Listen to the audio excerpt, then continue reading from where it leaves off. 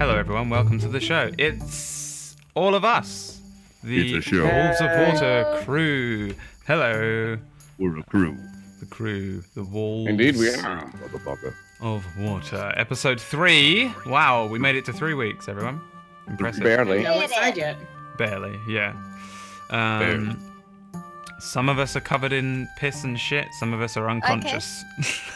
Thanks for that, Brad. Well, Thank you.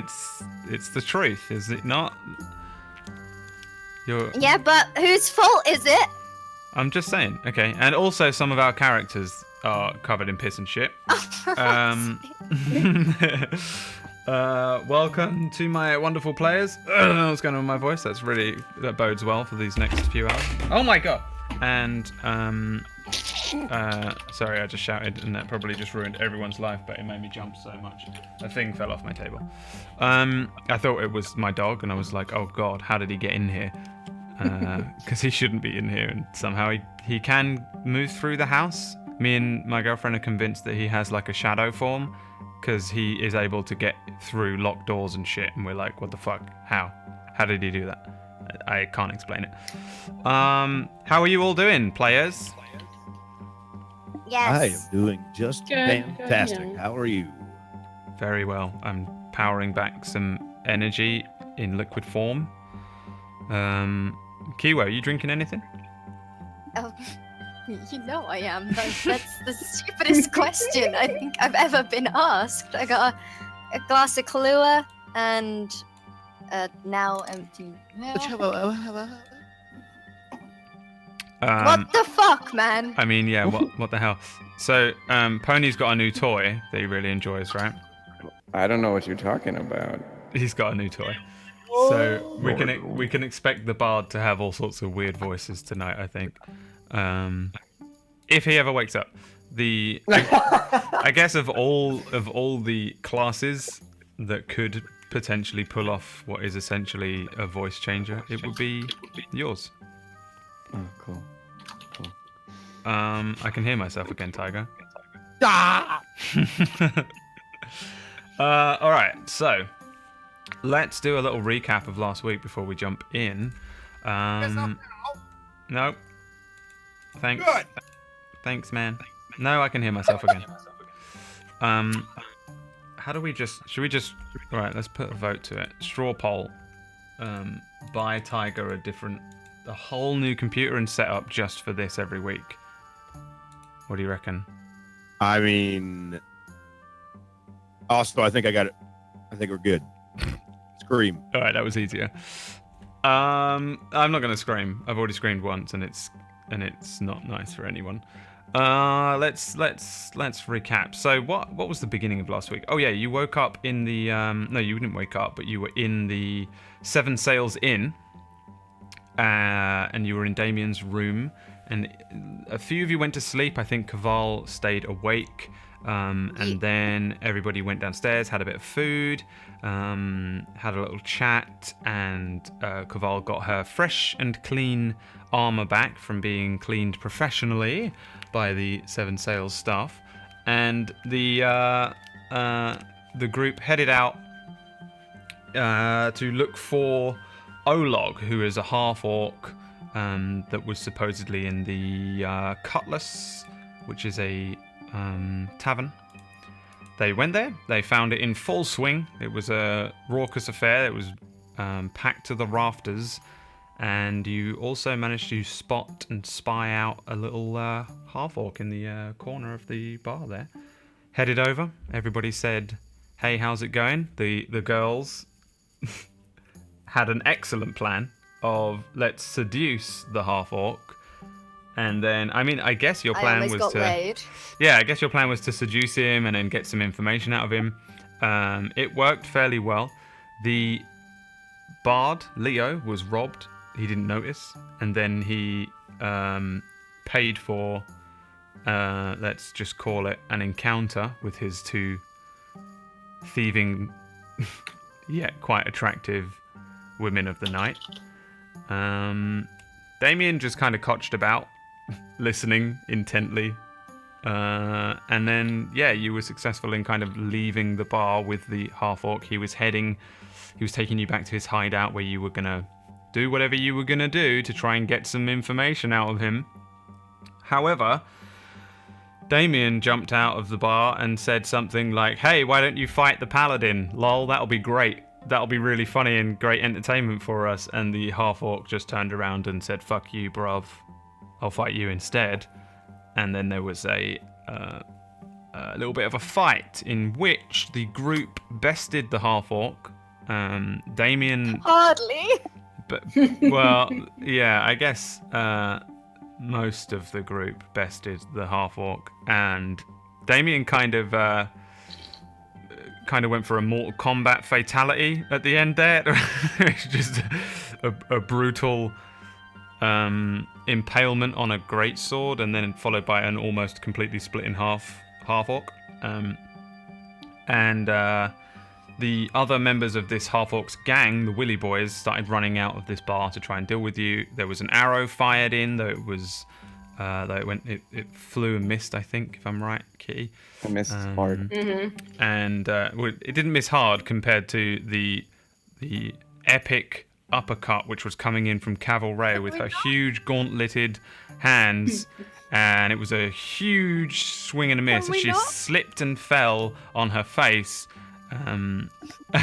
with a devastating crit 1 on her attack roll, and then the group kind of skedaddled out of there as quick as they could. They ran back to the area where they found the person Peanut who offered them the job. Peanut wasn't there, so they decided to head down into the sewers because they had they'd met a little goblin friend down there, and Leo was none too pleased with his plan. The other group were like, the rest of the group were like, "You're probably going to be arrested because we just murdered someone in the street, so you have to come with us." He said no, they said yes, he said no, they said yes, they knocked him out, and they're dragging him down into the sewers now. So that's pretty much where we left it. You were all in the sewer. You'd managed to climb down into the sewer. No, it wasn't. There was another crit 1, wasn't there? There was another crit 1 as during the little scuffle between Caval, Leo, and Damien, Caval rolled another 1, tried to punch him, and fell into the hole of the sewer and landed in the actual the sewage water as opposed to the sort of sides of the sewer, and is now covered in sewage water, which is essentially, for anybody who doesn't understand how sewers work, piss and shit. Yeah. So Caval, in her lovely clean new freshly cleaned armor, is now sort of covered in a lot of sewage. You also managed to get a lot of it off onto Leo's clothes because you sort of had to carry him down his limp, unconscious on form. his cheeks too. And he's now got a Because he little was bit being on. such a sassy. Yeah, and he is now unconscious on somebody's back. I think yours. Are you carrying him? Oh, we propped him up against the wall. Oh yeah, okay. So he's propped So up he could against the wake wall. up. And the last thing we saw is there was this little goblin who you finally got a good look at, and essentially we'll just come back in at that exact same point. So the 4 of you are now down in the sewers. Leo, you are unconscious still. Damien, Maina, and Caval. You witness the goblin in front of you who stated that his name was Tater, and he's wearing nothing but a sort of tattered blue cape and an old sort of brass-looking crown that he seems to have on his head. He's got a very strangely spherical head. It's almost perfectly spherical, very round. He's very pale green. He's got these large, inquisitive yellow eyes, 2 rows of sharpened teeth, and then just a thin, naked body underneath. His body leads down to sort of a pair of slightly abnormally large feet for somebody of his size. His feet look a little too big for his small body. But other than that, he is literally just a naked goblin, little blue cape, little crown on his head, and he turns around and starts heading off into the darkness, beckoning you to follow. Nobody can see down here. There isn't any light apart from a very small slither of lamp/moonlight coming in through the hole of the sewer grate above you. How do you proceed, group? Well, I don't have Alright. a choice. I'm just gonna be I quiet mean- for the I next mean- 3 hours. Leo is unconscious for a couple of hours. Yeah, I think it was 3. Did you roll a thing? Let's have a look. No, we didn't roll. I just kind of. I mean, we did roll, but I cannot remember what. I thought it was a couple of minutes. Oh yeah, no, it was 3 minutes. You're out. Yeah. We rolled So a that's D10. not a long night. I'm not getting my spells back then. Shit. Okay. No, you need, in order for like full rest type things, you Yeah. need to sleep for either an hour, or you need to rest for an hour to get a short rest, and then you can regain some hit points and roll one of your hit die, or sleep or rest for about 8 hours and get the full night's rest. Though Tater said that he's sort of going to take you to his hideout, I think. So perhaps you can rest Wasn't there. there something about the bananas that he said for 1, 2, or 3 bananas we get different? I think the agreement that you came to, in general, my memory isn't amazing, and I apologize. So feel free to correct me if I'm wrong. But I think the general agreement is that he's going to give you an item. He has a special item for Kaval. He has, or whoever takes it, I guess. And he would go and try and find out some information about Peanut. And something else. What was the third thing that you asked him to do? Somewhere to give you rest, somewhere to I stay. Yeah. So he's going to take you to the hideout so that you have somewhere to stay. Go and do his best to try and find out where Peanut is, or find Peanut, and he'll give you something once you get back to his hideout. And in exchange, he wants 3 bananas, which I don't think you've given him. I think Damien has them, right? Yeah, he stole my fucking bananas. Yeah. So how do you proceed? I mean, this goblin is like, you can hear his slightly large feet tapping, and they're naked, so it's just a very light tap against the brick of this tunnel system. There is, again, there's that like sort of sewage water runway in the center. On either side, there's a thin kind of raised brick walkway. Every now and then it will have a ladder or something that leads up to a sewer grate, but it seems to just extend outwards either way into just utter and pitch blackness. So you guys will need some form of light, because for the first time I think ever in my entire life as a DM, nobody has dark vision in this group. So you'll need to, I presume you have torches and things, but you might want to light some stuff like that, and you might want to catch up with Tater as he heads off. Of course, one of your party is unconscious. Okay, so I put my hands on the wall and I'm kind of following to the wall. As I go, come on, guys, we need to get going before he leaves us. Yeah, but what are we gonna do about him? And I point to Leo. Throw him over your shoulder. Again? Really? Have you not seen the state of me? Well, then you, big guy, you do it. I don't want to hear the rest on me. I yell up at Tater, slow down, and I also pull out a torch as I do that. Okay. Taking a minute to light the torch, because you will need to sort of pull out like a tinderbox or something, or a flint and steel or whatever it is, and you take the moment to light the torch, illuminating a little bit more of this sewerway. Again, it's just at this point just sort of a tunnel that leads off in 2 directions, just at the edge of the light before it dims out again into the gloom. You can see that Tater has stopped and turned around, the light glinting off of his exceptionally large yellow eyes, and he's just kind of standing there patiently waiting for you. He's sort of crooked down a little bit, his head down inquisitively, but generally he's just standing quietly by, waiting for you guys to catch up. When I'm sitting there lighting the torch, once I've got it lit, I yell again to Tater. I'm like, Tater! And I just yell his name, just trying to get his attention to get him to come back. What? Just please, just slow down just a little bit. Sadly, we had to. I can't go slower than stopped. What? I'm staying still. I'm standing here waiting for you. Okay. He just stands there looking at you, confused. I kind of Davey, look Daddy. up at him. Are you gonna carry him? Or what? Are you talking to me? Yes, are you going to carry Leo? I guess. I go over and I kind of look at him for a second, and I just kind of chuckle, thinking, when's he going to wake up? And I throw him over my shoulder. He wakes up in a couple of minutes, but it's been like 1. So, Okay. Okay, so you guys start following, heading down the walkway. Yeah.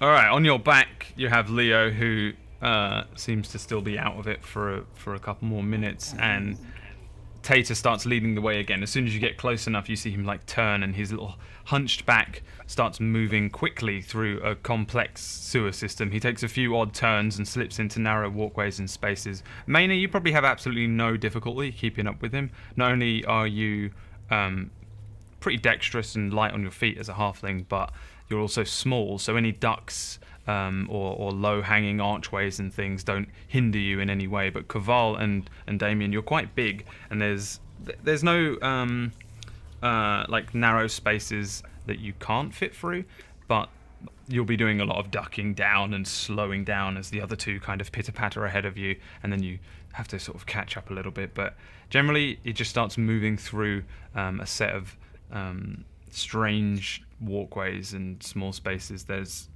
small tunnels and then great sewage-filled pits that you have to kind of maneuver around.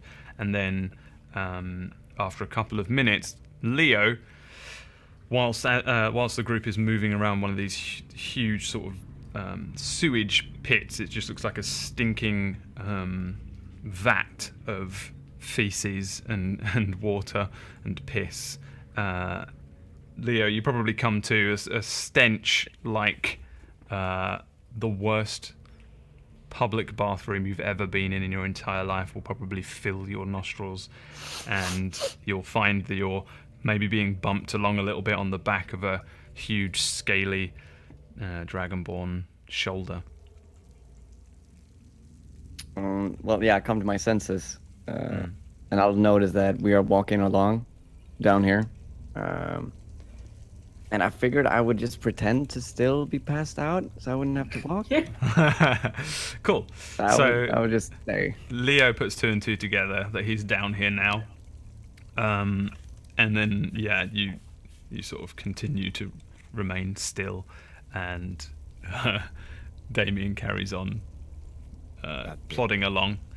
Okay, so you move around this huge vat, and then Tater takes a couple lefts, a couple rights, and then there's one last quite small tunnel that everybody has to duck down, hunch into, and Damien probably has to squeeze in super tight, maybe dragging like parts of Leo pushing against the cold but dry wall through this singular last tunnel, and then it opens out to what essentially looks like a dead end when the group head through and they light the room up. Tater turns to each of the 4 of you, looking at him, and says, Look away, please. And I look away. everybody else?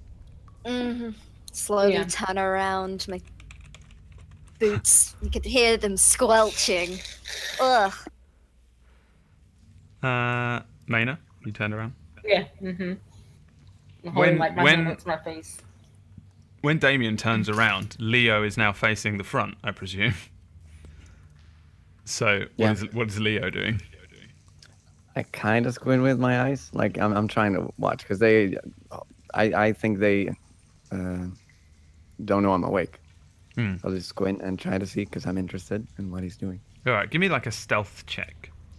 Oof, this is my stuff. Oh,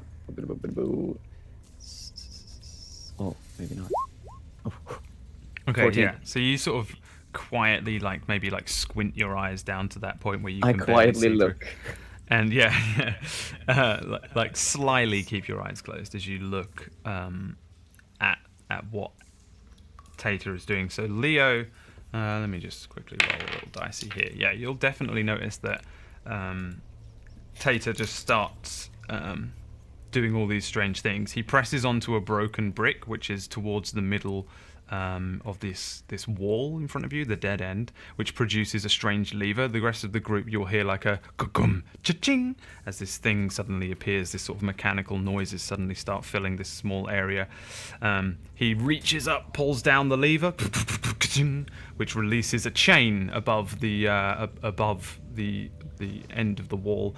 He reaches up, jumps a couple of times, grabs it, and then sort of hangs off of it for a second as it pulls down another mechanical noise that fills the entire room with a loud boom.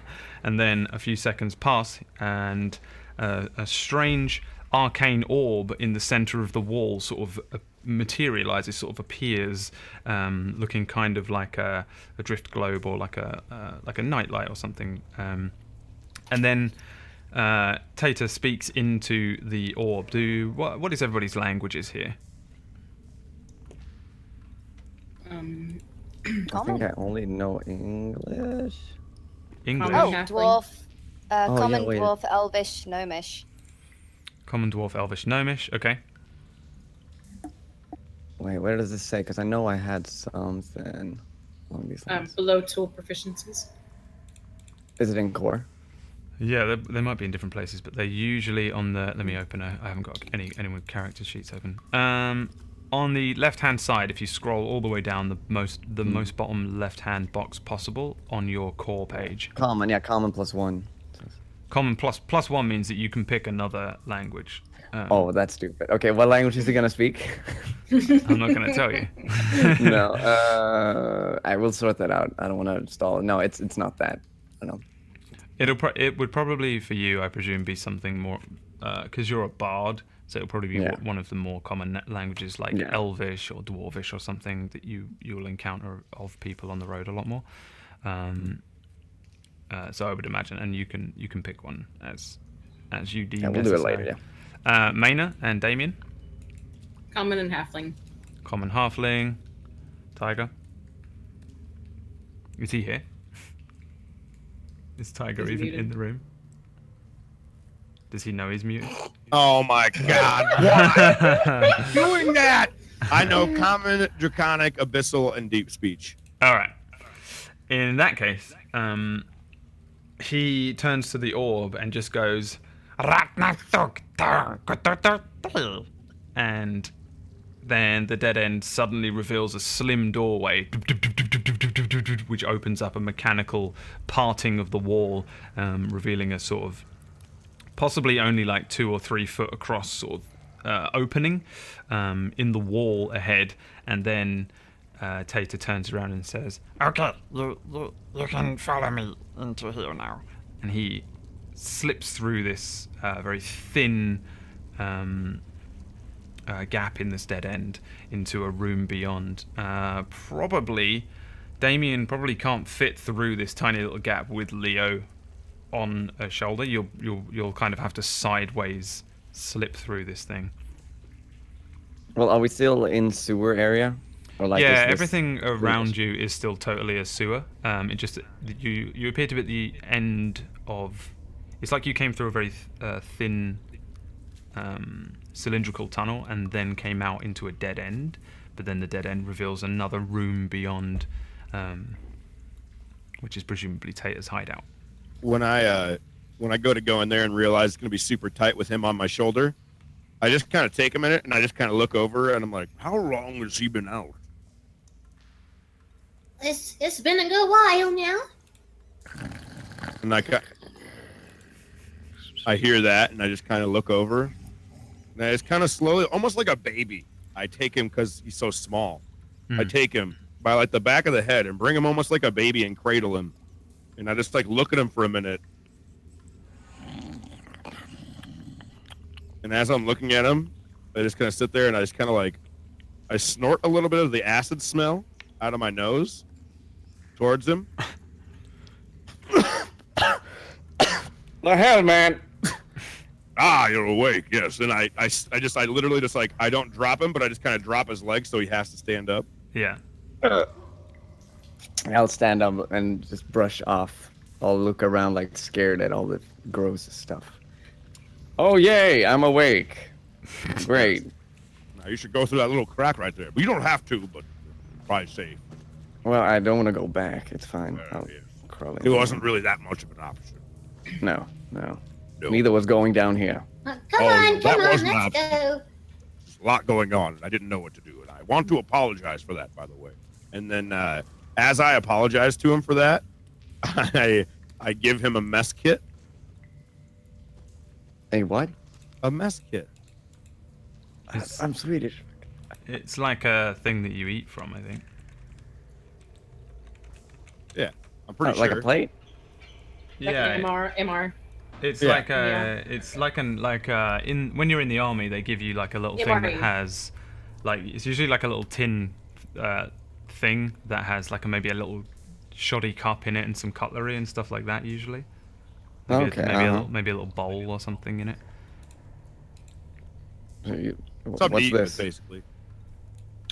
I figured that if we get food, you're not going to want to eat with your hands, and I'm fine with it. So here, Well, you take this. Now, here, in the sewers. Well, I figured this I'm was a just good saying, time. If you end up cooking anything, I know you're not going to eat it with your hands, so. Well, I'm not. Can we do this later? They're walking away. They're like Yes, that's 5 meters fine. away Just now. giving it to you was a Why present. can you not Sorry. keep it and we can start Sorry moving? for my Actually, consideration, and I just walk away. Okay, you head in one by one. Oh, can I push past Leo and sort of nudge him with my shoulder? Because I'm still kind of blaming him deep down for the fact I fell face first down into the sewers. Just want to nudge him with my Sure. shoulder before following the others. Yeah, and you nudge him. For the record, Pony, you are on 1 HP. Oh, Leo's probably got. Yeah, he's got a pretty big black eye forming on one side, on one of his eyes, and like maybe one side of his face is starting to swell a little bit. Because I mean, you guys had to beat the shit out of him. Thanks, guys. Great. I feel fantastic. Does anyone have ice? And I look back, and I almost act like I don't really know what happened. By the way, I almost like don't know like what's going on. I just kind of slide through, and I keep going. Yeah, I'm way on ahead of everybody. Yeah. So everyone heads in. Yeah. All right. So one by one, each of you heads into the little the little hideout, the little room that Tater has sort of found and stuff like that. And as you do so, there's a single hole in the ceiling that sends a perfect shaft of moonlight down into this room, and it's the only room which you've seen so far in the sewer that has been naturally lit somewhat. It's still fairly dark, but this room is just filled with oddities and sort of stolen items that seem to have fallen into the sewer. And it's a circular room, once possibly a storage space, perhaps an old pirate hideout, but now it looks like a hoarder's wet dream. There's trinkets and books and dolls and letters, like old tomes and containers, bags, pouches, purses, all the things of the world that you could imagine might end up falling into a sewer. Though nothing particularly shiny. There doesn't seem to be anything of huge worth in here. There are maybe a few portraits or like paintings of nobles, ladies and lords sitting perched, that they're just sort of knocking about. They don't look new or anything. They look like they're probably shipwreck mess kind of thing. Each of the walls of this sort of circular room has piles and stacks of assorted junk leaning against them, piling all the way up to the roof, which is perhaps 30 feet above you. In the center of the room, though, there are like a great many cushions and pillows, and there's a small table in the center with an oil lamp on it. The room is a tad chilly, but not so cold as the sort of brisk northern night air of Luskan above you. And Tater heads around the table, sits on a cushion at the far side of the room, sort of invites you to do the same, and begins to light the oil lamp in the center as you each head in to this strange little hideout The slit in the door behind you remains sort of open, even after you've all filed in through it. But you can all head in and sit down or look around and stuff like that if you'd like. When we get in there, I'm literally like blown away because it's so like, to me, for some reason, it's really pretty. It is kind of pretty because of the shaft of moonlight and all of this assorted junk. It's kind of well organized as well in that kind of hoarder's way. You know, there are like boxes that have all sorts of things arranged on top of them. They don't seem to be discarded. They seem to be chaotically arranged, I guess would be a good way to describe. Can I do a perception check in the sense of I'm really looking at what the junk is? Mm-hmm. Please don't suck. 22. Is there anything you're looking for in particular? I'm literally okay. So I'm looking at the junk and I'm looking all over at it. And while I'm looking at it, I'm kind of looking for anything interesting in general. But I also, for some reason, like I get like a sense that I'm looking for something. For some weird reason. What you probably be able to make out from this is that all of the things in here, nothing in here sort of shines particularly. Nothing really glints off of the moonlight or anything like that. Almost everything in here looks like it has been discarded in one way or another, in that it's either fallen down into the sewer or maybe it's washed in from the sea. You're in a very port sail area, and you can hear that you're probably a lot closer to the sea than you were previously. In terms of where you were in Luskan, you were inland in the middle of the actual town, whereas you can hear now the ocean and the sea near to where you are. Like if you were to climb out at the top of this, you'd presume that you're very close to where the edge of the land is. And a lot of this stuff just looks like stuff that would have washed up. There's things from boats, there's things from houses. But in terms of actual things of worth, I guess you probably would actually notice it. There is only one singular thing in here that looks like you would actually pick it up and take it. Everything, in your opinion, looks like it's not worth anything other than possibly like a sentimental value to either whoever owned it originally or Tater. The only thing that looks like it's of value is to one side, sort of sat on top of a very small container. There is a ring, and it's the only thing in this entire place that sort of reflects any light and looks sort of shiny or would be worth anything. Just a single gold banded ring. Seems to have some etchings in it, but you'd probably have to get a lot closer or pick it up and inspect it to understand anything about it. Other than that, there's really not anything of like particular worth unless you start rummaging in through stuff. Can I pick it up? The ring? Investigate it? Yeah, as you start heading over towards the ring, Tater watches you slowly and then says, do you mind not touching my things, please? It balances, and sometimes it falls, and it takes me a long time to fix it. Do you mind if I this? And I point at the ring, and I just go, yeah. Would you be willing to grab that for me? Could I see it? He reaches over and picks it up and says, this thing is so useless to me, but I was gonna give it to you for a banana. I look down at him and I instantly grab a banana out of the back, and I'm like, and I grab 2 bananas actually, keeping one, and I hand them both of them, and I'm just like, thank you so much. Thank you for taking us here. Thank you, and I reach down to hope that he hands me the ring. Yeah, he takes the 2 bananas and just flicks the ring at you, almost like he doesn't want it, and it's utterly useless to him. Can I roll something to see if I catch it on my finger? Yeah, give me a sleight of hand check. Come on, for fun. He flicks it at you, and it pings off of one of the nearby boxes behind you and rolls towards the other group. Does anybody else try and pick it up?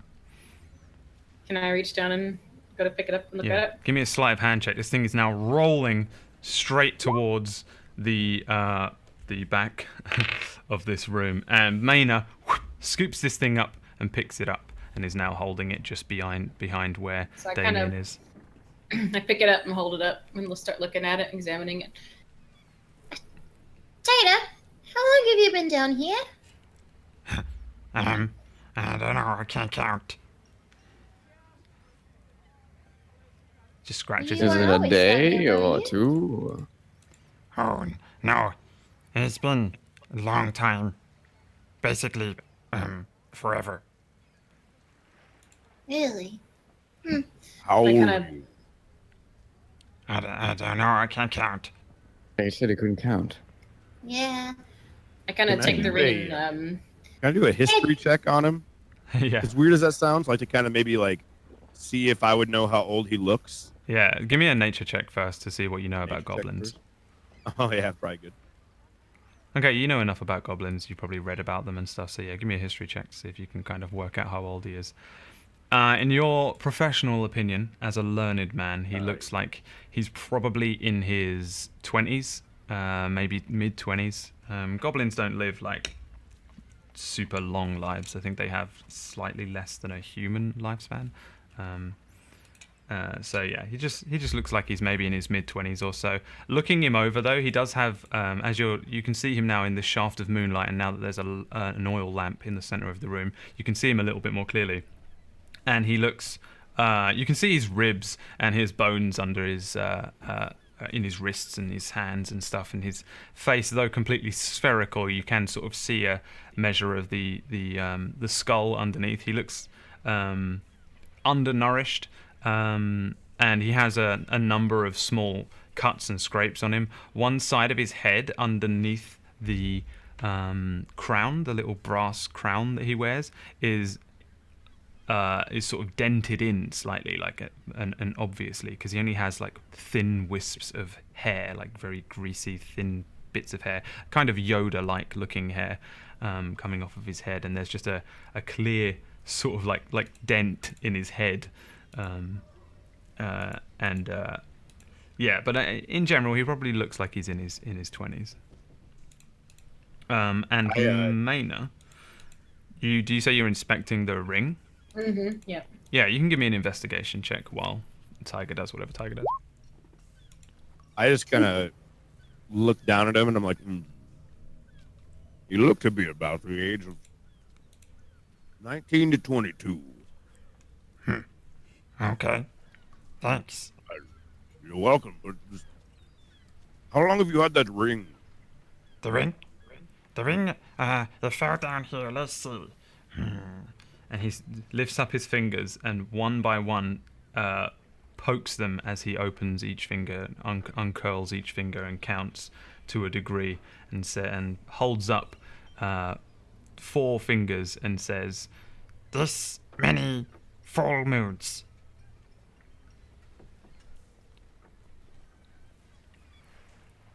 Maina, I don't, you know nothing about this ring. You know it's made of gold, and you can see that there is writing on it that is not common or anything that you read. Mm-hmm. Okay. Here, Damien. I kind of underhand toss it at him.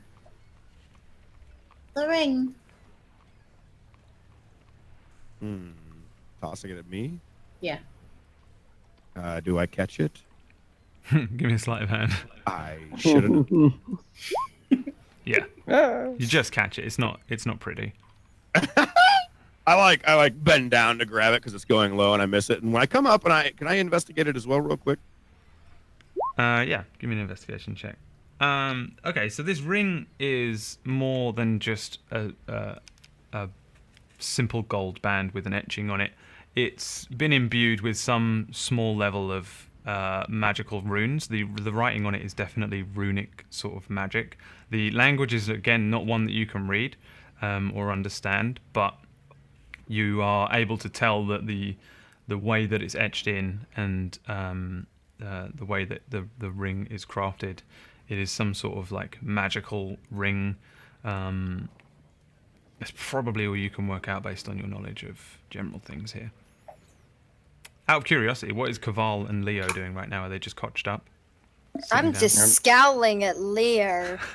There's just nothing but hatred in my eyes. I can feel the sewage water like seeping into my clothing.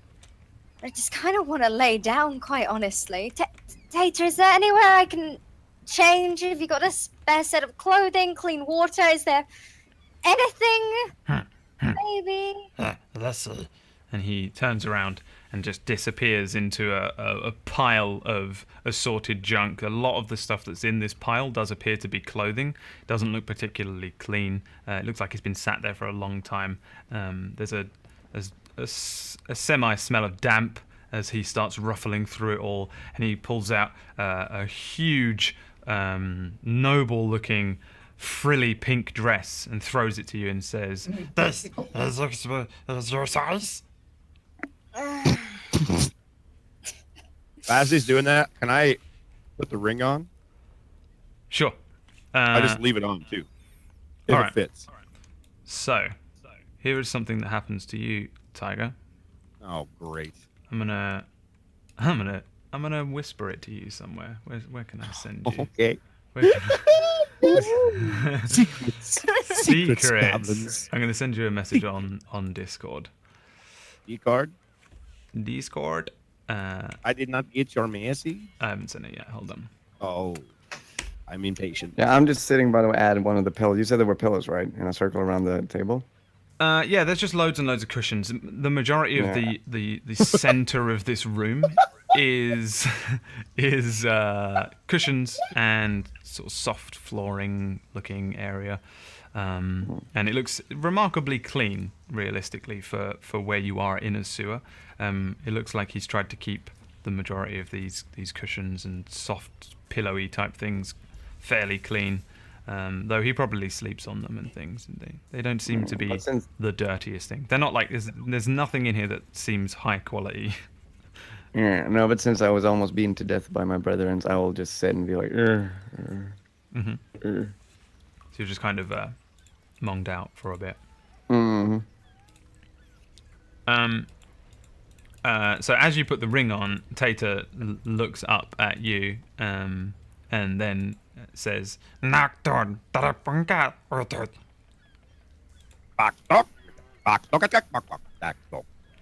and Damien appears to just speak and have a very short conversation with Tater. And then what is the rest of the group doing here? Okay, I'm kind of like walking around and looking at everything. Not touching, but just kind of examining everything. Because it's like a trove of treasure, almost. I'm just getting to peek at everything. I will question what now? I look over at first, and I just start talking. I'm just like,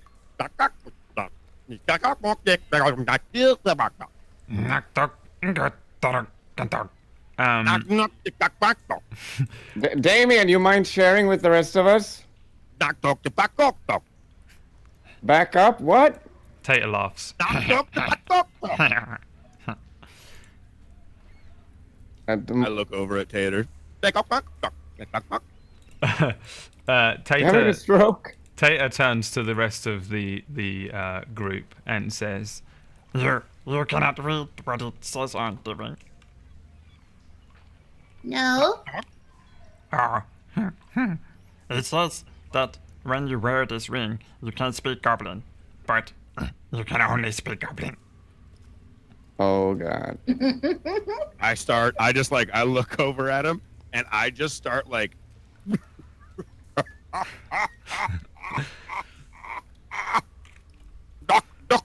Wait, Damien, do you understand what I'm saying?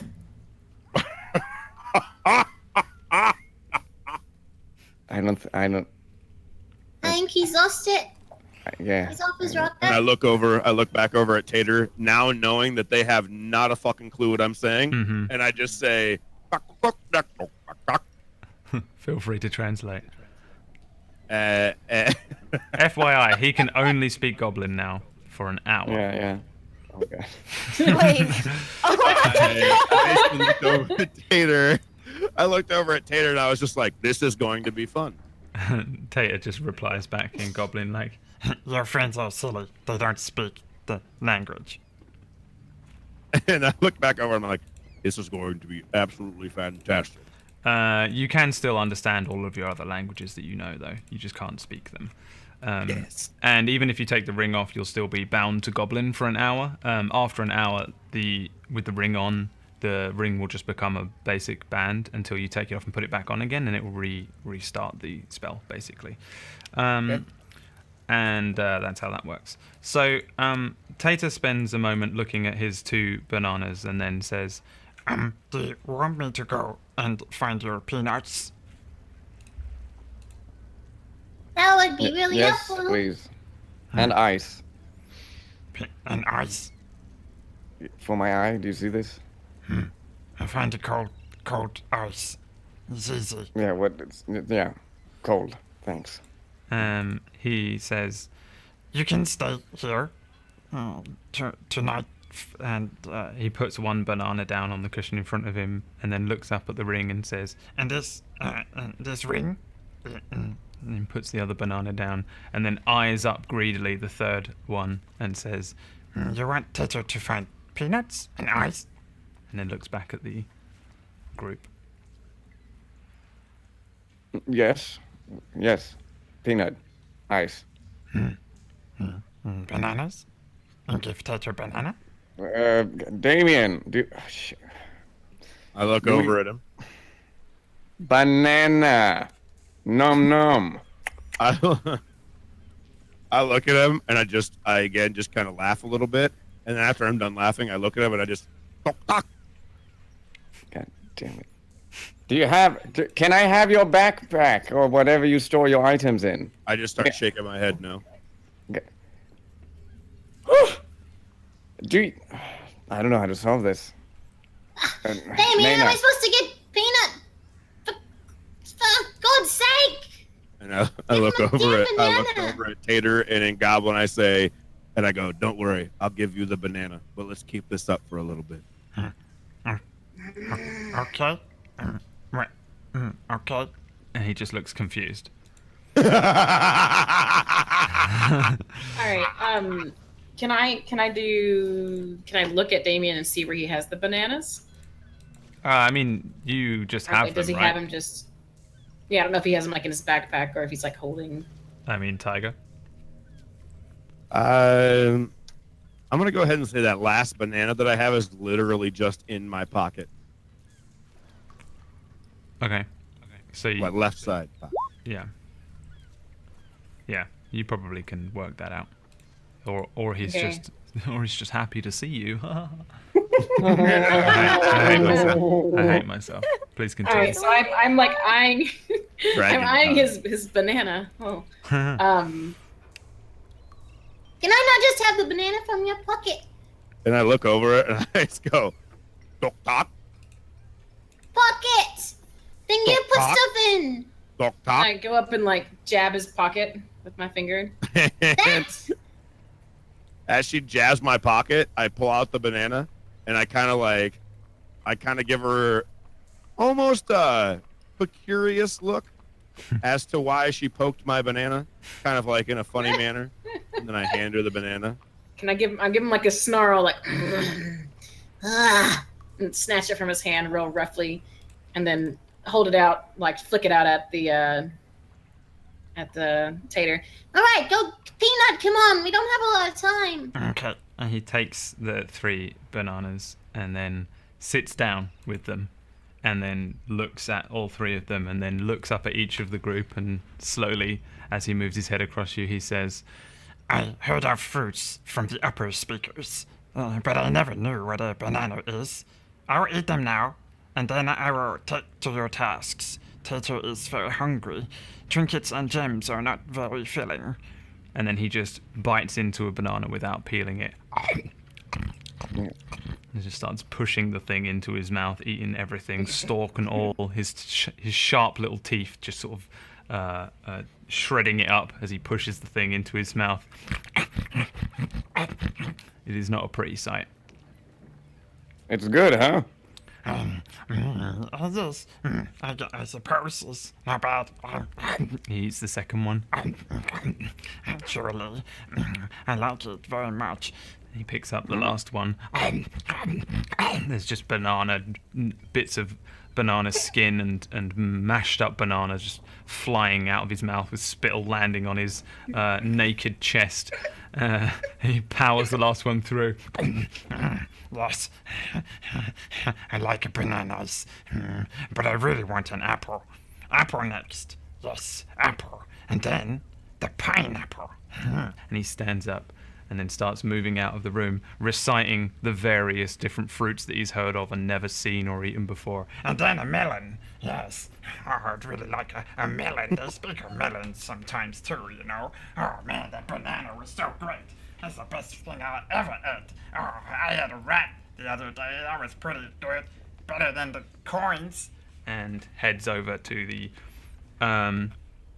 doorway, and then as he slips through the sort of little opening that he made, he turns and says, You will be stuck in here while I am gone, I'm afraid. Please rest. You will be safe from the sewer demons, probably. and then he jumps up and grabs onto that chain which is above the doorway, and you see him like hold onto it for a second, and then his weight starts to pull the chain down. And then the walls close in again. Bum, bum, bum, bum, bum, bum, bum, bum, bum. And you are left alone in this room. The only real way out is a opening maybe the size of a decent sized dinner plate above you. You appear to be locked in this hoarder's hideout. Did he say demon? Was that I think he said demon. Oh. I vanished and died for a minute. You're back. Unbelievable. Yeah, somebody was screaming at my door. My dog was screaming. I'm You're sorry. role playing. No. Well, demons, great. I try to make myself as comfortable as possible because I'm already lying down. I'm guessing everyone else is kind of standing up, so I'll just grab the best seat, I guess, and just lie down. So I wander to all over to the pillows and kind of like fluff up too, and just flop down. Well, we might as well try and get some sleep, don't you think? Or some rest at least, if we're stuck in here. Is everyone going to fall asleep now? I kind of sit back because I can't really speak anything and they can't really understand me. Damien, can you make sure no one's looking? I need to change. I kind of sit there for a minute in curiosity to why I'm the one being trusted. So I just nod my head. Oh God, is there a corner I can duck around and change out of my Not armor really. into this? Not really. No. There's just there's just basically a circular-ish room. Each of the walls is just lined with stuff, but there isn't.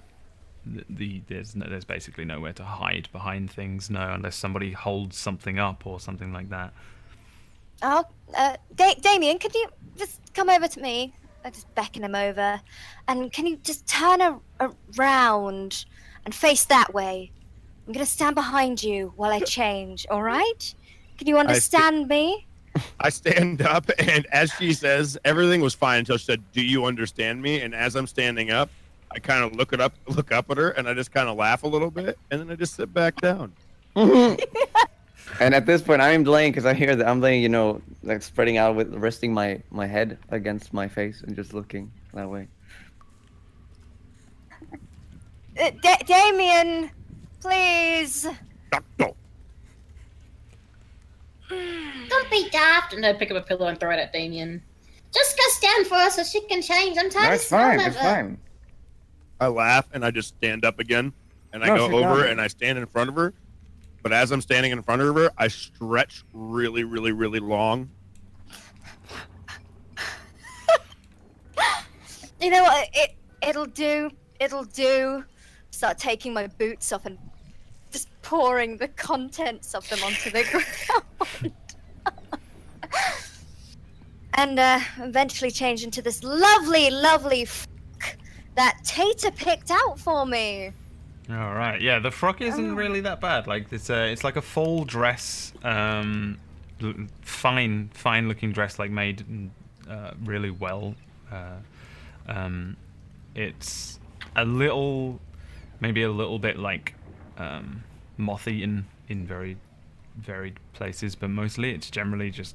It covers my wobbly bits. It actually would seem like it's maybe a little too big for you, even though you're like fairly large in your own way. It seems like it's maybe a little bit too big. Whoever was in this was even bigger than you, but it fits you well enough. It covers all of your bits. Your other stuff, your armor and your common clothes that you have on underneath,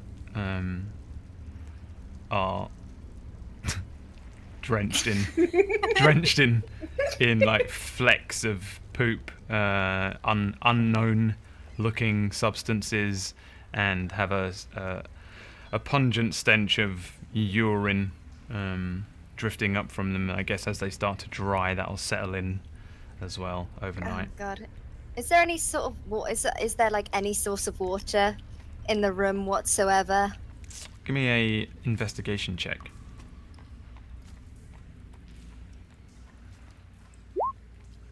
Yeah, you take a quick look around trying to find any source of water, like a pump or anything like that. No. The only sources of water in the room are the water skins that your party have on them, whoever happens to have a water skin with fresh water in it. Which is about the same size as like a big bottle of Evian or something. So probably not amazing to clean with, but might go some way towards it, perhaps. That's not gonna be enough. That's not gonna be enough. That's a lot of armor. There are bags and pouches around. There are a couple of big makeshift-looking sort of duffel bag-sized things that you might be able to put your stuff into. All right. I'm gonna find one of those bags then. All right. Then you help yourself to a very large, black duffel bag-looking thing, and I guess zip up all of your things in there. Not that there's zips, but button up your stuff away to try and quell the stench. Leo, you have some bits of poop and pee smell coming off of you. There's a couple of like hand prints, a couple of damp patches on you, but it's nowhere near as bad. Can I use my disguise kit to dress myself in other clothing? Because I will not want to walk around in that. I mean, you don't need a disguise kit. You just have another set of clothing, I think, if my memory serves. Oh, yeah, fine. Yeah, I do. Okay, well then I'll change. A disguise kit is more like makeup and things like that to try and make yourself look different, like legit different. If you were on the run from the law, you might want to use it. You could put on some makeup and cut your hair. I could have done that, everyone. Fine clothing winter, fine clothing summer is what I got. So I would like to change into. I don't know which one. No, those are in my backpack, I think. So I can take either, I guess. Let's have a look. I'll look at your character sheet. Let's see what you have. Yeah. Leo Stringard. Inventory. Yes. Okay, so you have fine clothes winter. That's what you're wearing now. Okay, well you then have I'll change to summer. a summer set, and you have the other one, which is slightly I'll take a different. bag to put the other ones in, so I don't have them in my backpack. Yeah, no worries. Yeah, you can take a small satchel and put your winter clothes in. So you're in summer clothes. So this is like a t-shirt and shorts kind of thing. They're still fine clothes, so you have to imagine like a medieval-looking set of shorts that maybe like frill out at the bottom, kind of thing. But yeah, you'll be a little colder in these, especially up here in the north. You're way up in the north of Faerun, and it's sort of mid-fall time, so it's starting to get particularly chilly. But in this room, it seems to have encapsulated some warmth. You're kind of okay. But you should bear in mind that you're in a very cold environment in summer in like shorts and t-shirts. So just be aware. Can I look for a blanket in the room or something that I could? There's like get myself warm with? plenty of discarded clothing and blankets and things. Most of it is like damp or was damp and has dried, and it's in just a huge pile in the corner that doesn't smell particularly fresh. But Tater was able to find a decent looking dress that didn't seem too damaged for Kaval, so you can spend a little time rummaging through that if you want. Yeah, I'll do that. All right, you give me an investigation check and we'll find out what Mayna's doing. All right. So, I'm kind of bundled up, and all the pillows just kind of leaned back. So, what is it that we're gonna do if he can't find Peanut? Because he said he didn't know exactly where he's gonna be, or he didn't even know him, did he? I look up and attempt to try to talk. Yeah. Kick-bock. Well, Are you Damien? If you're not gonna say any words, you might as well not talk, Damien. I kind of lift an eyebrow to him. What? I don't say anything though, 'cause I know I can't. Well, I think we should stay here overnight anyway. I am about to pass out. Aren't we all? One of us should stay awake though, just in case. You did say It's demons. not Ed. I just glance at Damien. Nose goes. Put my finger on my nose. All right with you, Damien? If we rest for a while and you stay awake, or I just nod my head in agreement.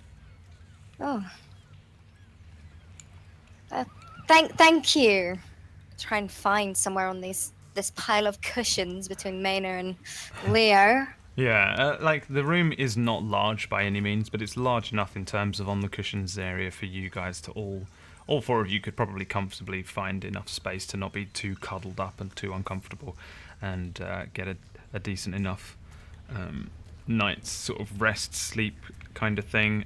For the record, Leo, you do find an average-looking winter blanket, which you can take and add to your inventory if you want. Again, it's a little mothy, and it looks like once upon a time it was maybe quite well made, but it looks extremely old, but not so old that it's just destroyed, so you could use it as a sort of poor winter blanket kind of thing, but that will keep you a little warmer as you go to sleep. And the three of you settle down while Damien sits for a little while.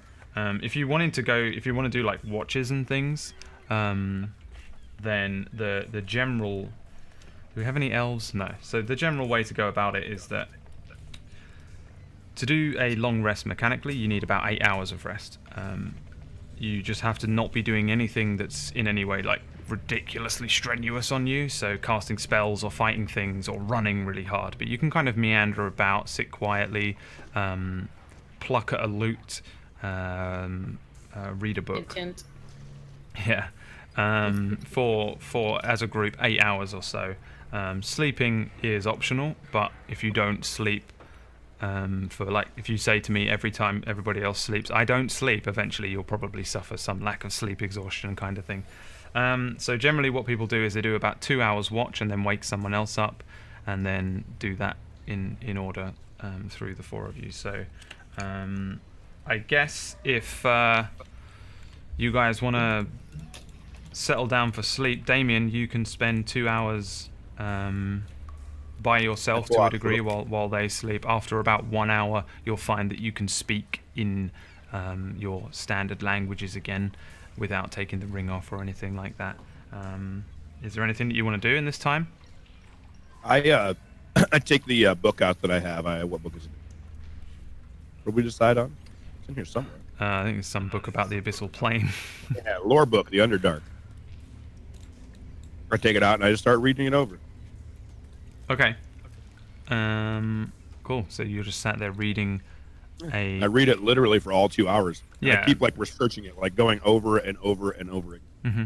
Okay. So you start reading about one of your favorite subjects, the Underdark. Yeah. After about 2 hours, nothing really happens. There's no particular sounds coming from above you through the hole. Doesn't sound like there's anything on the other side of this wall, but the wall is like a thick brick wall, like it was like 5 foot deep to squeeze through, sort of thing. So yeah, you have nothing happens necessarily out of the ordinary. After about 2 hours, you have the option to go to sleep yourself or wake somebody else to take keep watch. After about 2 hours, I'd look over at Caval. Sorry about that. Look over at Caval, and I just kind of nudge her a little bit. Oh, 5 more minutes, please. As she says that, I just go over her, and I just shake Leo a little bit. I realize that I knocked him out earlier, so I'm not going to wake him up. And I go back over to the halfling, and I literally just kind of like, I shake her a little, and I start shaking her a little harder. A little harder. And a little harder, and eventually I'm just like, hi! I'm kidding. You get up, please. Just need a little rest. Yeah, go lay down. And I kind of drag myself up off the cushions begrudgingly and stumbled over towards near where the I guess the entrance is and kind of lean against the wall and close my eyes. I'm still awake, but close my eyes. Just This is just great. I go lay down in the spot she was kind of in. Have a little sleepy. Have a little sleepy, yes. Okay, so the same thing. He falls asleep, and mainly you find yourself with about 2 hours to kill. Is there anything you want to do in particular in that time? Jeez. I guess he's already. Not really. Okay, so you just kind of chill out and quietly rest. Again, the time passes without any.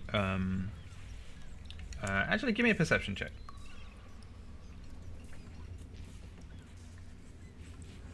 Okay.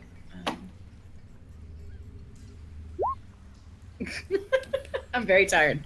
Yeah, like nothing particularly odd happens. You don't make out any sounds. You don't make out any sights. Anything strange happening. It just seems like you're sat in a room. There's an oil lamp slowly burning. There's a shaft of moonlight coming in through the hole in the ceiling, and generally there's just the soft snoring of the other 3 people in your group. And you, after about 2 hours or so, or what you make to be about 2 hours,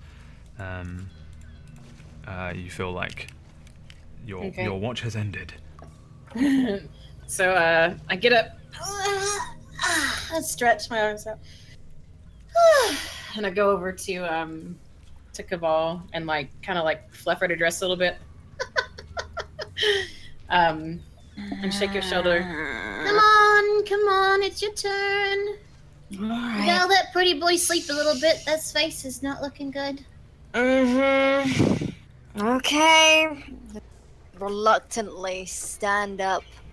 I haven't slept because the first night I stayed up all night while everyone else slept at the inn. Yeah. It wasn't afternoon, wasn't it? It was like an afternoon nap. So This is the first night. oh shoot, awesome. Well, I'm just gonna sit down with my back against the wall and just watch everyone sleep with a foul expression on my face, like, you lucky bastards. What I would give to be lying on those pillows until morning. So I kind of sit and stay awake a little bit, not just asleep, just kind of resting. And look at Caval. Yeah, and I didn't realize everything that would happen back there was gonna happen with the oak and everything. Well, it was an experience, we'll say. We probably shouldn't speak about that again. I don't enjoy drinking. I don't want to drink again. But thank you for kind of having my back there. Yeah, of course. I mean, we're in it together, right? Yeah. In it together. For now, it could have gone better. Sorry, I guess what I mean is, I'm kind of sorry. I kind of threw you in there at first and didn't really think about you not drinking. Yeah, well, we're lucky Damien came in because, quite honestly, I didn't want to get by an orc. Yeah, he was a bit crabby, wasn't he? His friend wasn't too much better either, but I don't know. I've spent nights in worse places. I awkwardly look down at my feet, sort of end the conversation. I'm still a little bit bitter about the entire ordeal that went down at the bar. Not to mention the murder that happened prior. Still, I've not forgotten about that, you know? Yeah. All right. So does Maynard get some sleep, or do you just stay awake? I kind of doze off, lightly resting. Okay. Again, you don't have to sleep. If you've had a little bit of sleep, then that'll be okay. But generally, I mean, you're all creatures in the same way, and you suffer the effects of like exhaustion in the same way that just a real life human would. In that, if you don't sleep, you feel tired. If you don't sleep a lot, you feel very tired. And if you really don't sleep a lot, you'll probably start to feel exhausted. And that is a mechanic in this game, where if you start to suffer exhaustion, there are 6 levels of exhaustion. The first being that you have some disadvantage rolls. The last one being that you basically die outright. If you hit level 6 exhaustion, it's just death. You can look that stuff up. But yeah. I mean, generally you'll be rested. There's kind of a thing which is like rested and well rested and things like that, and we'll explore that as we go. But yeah, don't feel like you have to sleep. For me to be like, and you didn't sleep for 6.7 hours, so now you die. That's not going to happen. All right, so you kind of chill out, and the two of you maybe have a couple of brief conversations, and then Maynard dozes off a little more again. After about 2 hours, the time passes for Caval's watch. Again, very very little happens. You're just in a quiet room. You can hear the soft sounds of seagulls by night through the sort of hole in the ceiling, but yeah, nothing crazy happens. No strange things attack you in the night or anything. So yeah, you can awaken Leo. Oh ho ho. Well, I'm gonna slowly stroll over to him. Rise and shine, princess! Just kick him. With a foot. Ow. The hell. Wakey. Time I to did get not- up. I did not sign up for watch, you know that. And I just reach down and grab him by the scruff of his neck and pull him up. Fine. It's your turn. Fine. I start snoring because I'm so out. Okay. Well, I'm all gonna right. take his I'll, space. Lay down where he was. Put my how hands behind long- my head. Oh, the sun should be rising. Wake Damien up then. Close Okay. my eyes. Sure.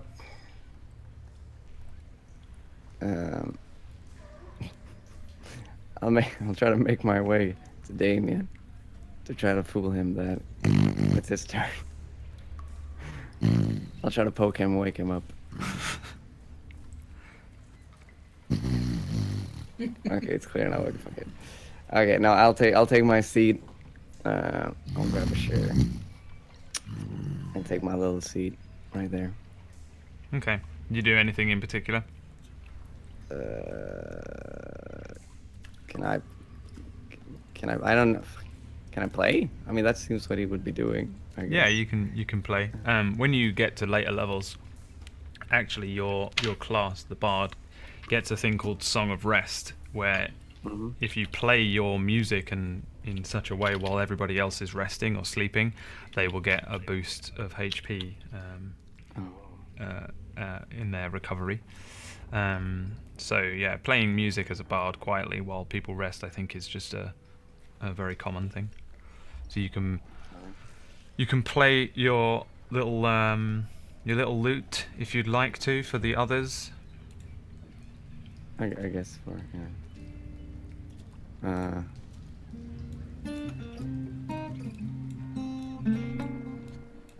I don't know how well it's here because when I shook the vault last time, it wasn't that good.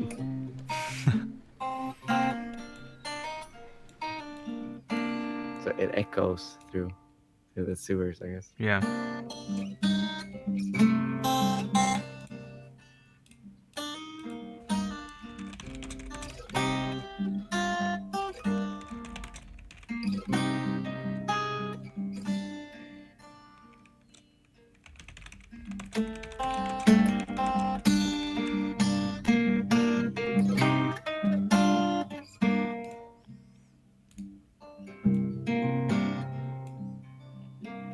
Listen, O hero travelers three, for this song was meant for thee.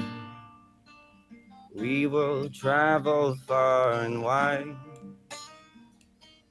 through despair and through the mind.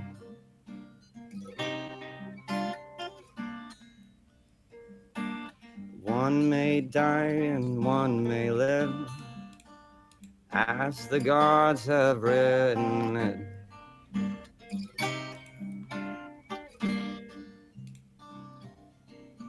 And all the stories we will see will stay between us and we. If one is slain, we shall remain, for stories never fade away. Rum ba da da da dum da dum da da dum. Rum ba da da da dum da dum da dum.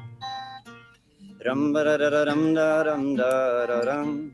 Rum ba da da da dum dum dum da dum dum. Listen, O hero travelers three, for this song was meant for thee. One may die, the rest may live. A hero's tale is always right. Memories are all we are, living within the stars. Our flesh may break and our souls may tear. At least they know that we've been here. And all the stories we will see will stay between us and we. If one is slain, we shall remain, for stories never fade away. Dum ba da da da dum da da da dum. Dum ba da da da dum da dum da dum. Dum ba da da da dum dum dum da dum. Dum ba da da da dum dum dum da da dum. Dum ba da da da dum dum dum dum.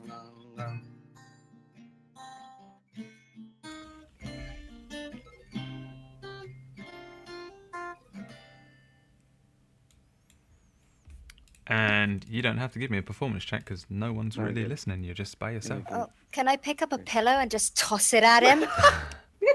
And with that, Sleep in here! after that beautiful rendition, a pillow flies towards Leo, and Caval rolls over and goes to sleep while Leo quietly continues to strum a lot more softly. And everybody throughout the evening gets their long rest after 2 hours. Leo, again, nothing strange happens to you in your 2 hours. You successfully sort of make it through the 2 hours without anything strange happening. And with that, I think we'll go on a break ourselves. And when we return, we'll see what happens next as everybody wakes up after a nice long rest. We'll be back in a few minutes after the break. Thank you for sticking around. Please go and help yourselves to some of the world's finest Class A drugs by approaching a drug dealer near you today. See you in a few minutes. I know the cast of The Wolves of War have a fat line of cocaine.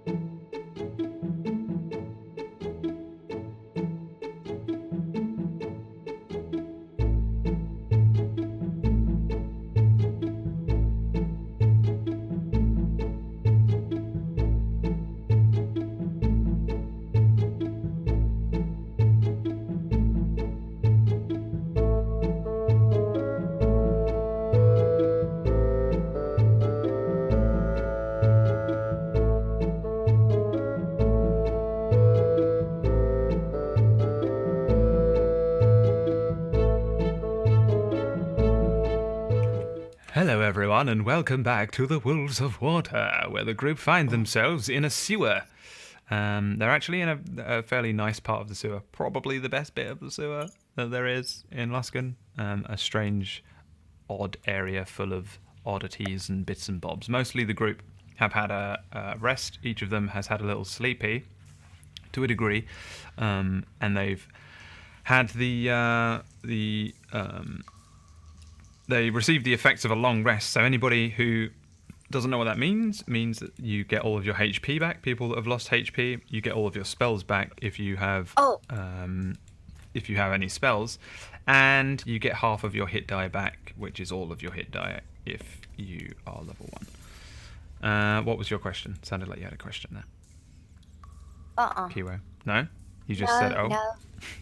No, because it was like, oh, as in, okay. Oh, yeah, Yay! that's what you get for the Neato. Yeah, neato. So after the after Leo's watch ends, the moonlight, the shaft of moonlight, sort of gives way to daylight as dawn raises, begins to filter in through this hole. It's been about 8 hours. I think we said last week it was around 10 p.m. when you entered the sewer. So, judging by your best efforts, and since it's now becoming daylight, it is probably 6, 7 a.m., something like that for you guys. And Tater has not returned. But you're all awake, or at least you're all at the end of your long rest. If you choose to be awake, you can remain asleep if you'd like. I sit up and I perch myself up, laying down still, but on my elbows. Mm-hmm. I don't really say anything, though. Okay. I just act like I still don't know anything but goblin. Anybody else do anything in particular when they wake up, or when they? I'm just watching them all wake up, pretty much. Sit up and rub my face. Where the fuck is that little guy? That probably really hurts because you still have a broken nose. Okay, well maybe like I can rub my face and not touch my nose, Okay. or I'm not like my nose. Just checking you remember that you have definitely still got a broken nose. Sorry. As I kind of stood up perched, I kind of look over all of them. I see they're waking up, and I reach into my bag, and I grab out 3 rations, 1 for each of them, and I grab out 1 for myself as well. Okay, yeah. So rations are usually like traveling foods. It's normally things like cured meat, like dried meat, salted meat, nuts, things that don't spoil. And he probably hands a small wrapped packet of rations to each of you. I should state for the record, by the way, all of you had that same dream about the wolf, which you see in the forest that comes towards you with the symbol on his forehead. You will have all had that again, this reoccurring dream. It seems to be happening basically every time you go to sleep now. So, whilst you slept during, or if you had a split sleep, one of your dreams would have been this fairly vivid, recurring dream that you've had previously. I won't go over it every time you have the dream, though, because we'll be here all day. But yeah, Damien hands each of you some rations, and you can mark those off, Tiger, from your inventory. Done and done. And Okay. you can help yourselves to a little breakfast. So as I'm picking through the rations. You guys ever had like? I mean, you guys dream. You're big guy. I mean, I don't know. You dream, right? You have visions when you sleep. You know, thoughts, things you see. Yes. Yeah. What's You know, the whenever I was a inquisitive kid, whenever I was a kid, I always had one that I would have every now and then. I'd wake up screaming and crying and will wet me bed. But you know, I've I had the just keep same. dreaming about wolves. The wolves. Yes. And I kind of like look around. Keep dreaming about wolves, like a pack of wolves, or just like a wolf. I think just a wolf. How Why? long have you been having the dreams? Why? Well, this is when Caval she's not much of a morning person, but she sort of starts waking up a little quicker and is just listening in. Yeah, I also look very interested. I mean, well, for a while now, I mean, I've had this dream about this wolf, and it's all snowy, and well, you sure it's just one wolf that you're dreaming about? Then I mean, wait, it really wouldn't make much sense if we're all having the same dream, would it? I just kind of hunch up a little bit and take a bite out of my food. I kind of look over again at the other two. And I look back at her. All I can remember is there was a wolf, and it was definitely snowing, but there was something on his forehead. I couldn't make it out. That's it. That's all I ever remember. Did it? Hang on. And I kind of rifle around, kind of get up and move around and see if I can't find maybe like a piece of charcoal or like a burned edge of something. Can I roll to see if I find something that I could draw with, perhaps? Yeah, give me another investigation check to try and find something. Oh yeah, you. There's just a nice piece of chalk. Sat like you think, oh, I need to find something to try and maybe draw this thing. You look left and it's next to you. All right, so I pick up, kind of like this, and I pick up the chalk and I kind of move one of the pillows away, and on the floor I draw the triangle that's on the wolf's head, kind of like a roughly sketch, kind of like that, but glowy and blue. Yeah, it's sort of an upside down triangle. There are two marks in the top of it, a sort of circular line drawing in the center of it. There are some odd parts, like almost like electricity or something, kind of looking like off of both sides of the triangle. But the symbol seems to mostly be the triangle with the marks and the circle in the center. Yeah, she draws a fair... No, give me a performance check, actually. No, I'm not going to allow you to just draw a thing. Come on. What is this? Yeah, you draw a pretty decent rendition of the symbol that each of you will recognize from your dreams. It looks a lot like what I've seen, but I'm just... I don't really understand why we would all have the same dream. Well, what about you guys? And I kind of point at the other two. Have you guys been dreaming about this fucking wolf? Yes. I look over, just confused why it took him so long to answer. What about you, Leo? Kind of give him a shove with my boot. It doesn't make much sense, but yeah. Guess what? Yeah, no, I've seen this. Where? Kind of like put my hands over my forehead, run back through my hair, and flop back down. This doesn't make any sense. I mean, it doesn't. I might have dreamed it. I'm not sure now. I mean, hearing you talk about it might have made me imagine it, but I have seen it. The wolf, I guess. You guess? I don't know. This is really weird. You don't think that peanut guy is like... I mean, okay. When did you guys start having the dream? Was it before we met? The peanut one, or before he contacted you? I kind of look up again.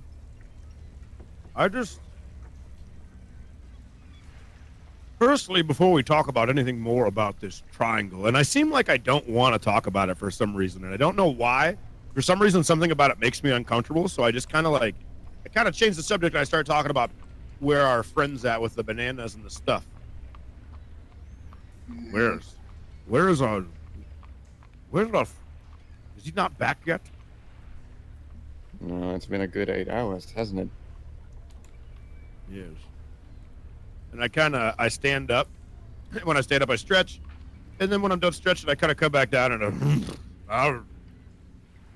Does anybody do? And I look around, and can I do an investigation check to see if there's any way I can get up to see kind of where we're at from that moonlight area thing? Yeah, sure. What do you want? Perception? Well, so you want to work out if there's a way that you can climb up the stuff, or find something to help you get high enough up, because it's about 30 feet above you. It kind of starts tapering towards the point as well at the top of this thing, so the room is almost where it's kind of vaguely circular in a chiseled, worked stone way. It's sort of egg-shaped, I guess. It doesn't taper off completely to that point, but there's not really a good way to get up there. The ceiling looks thinner than the ground, the floor. But I mean, there's all sorts of boxes and things around. You could start moving around boxes and stuff like that to attempt to make some sort of structure. There isn't like an obvious like ladder or huge box or anything, but a lot of this stuff is piled up high enough that it reaches almost the top of this room. Is there just one entrance? Looks like it, yeah. Or at least one that you've seen. I kind of start looking around the entire room to see if there's any other way to get out of it. Okay, yeah, give me an investigation check. Yeah, moving about the room, are you looking for anything in particular, like as in doors or buttons or levers? Doors, buttons, pretty much anything that would be another way to go somewhere else that we haven't already been. Okay, yeah. You're looking about this room, maybe checking a few of the bricks in the stone that look a little different or strange, like pushing them, trying to see if they move, or feeling them out, investigating them, stuff like that. Yeah, looking around, you don't seem to find anything. All of this room just appears to be completely sealed. Like it just looks like a sealed room. Even the area where the opening was originally, the doorway that you came through, just looks completely just like solid brick and mortar, and like there is absolutely no split there. It's hard probably for you to even work out where it divides when you know that it does divide. I just kind of look around a little bit like that, and I notice everything you spoke of, and I come back over, and I just kind of sit down, kind of just cross my legs, and I just pull out a book. I just pull out my book again, and I just start reading. Okay. And also for the record, you guys probably would have started having the dream infrequently, a little bit after you received the summons to come here and take this quest, and it would have been more and more frequent until the point where, let's imagine that you traveled for 2 weeks to get here before the first episode.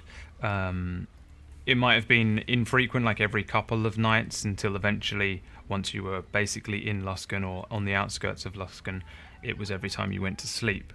And the same thing now. It's pretty much every time you go to sleep. You might dream other things aside of it. If you wake up and go back to sleep, it might be a different dream. But during a sleep cycle kind of thing, you'll have this short, very stark dream with this imagery of this wolf with the symbol on his head.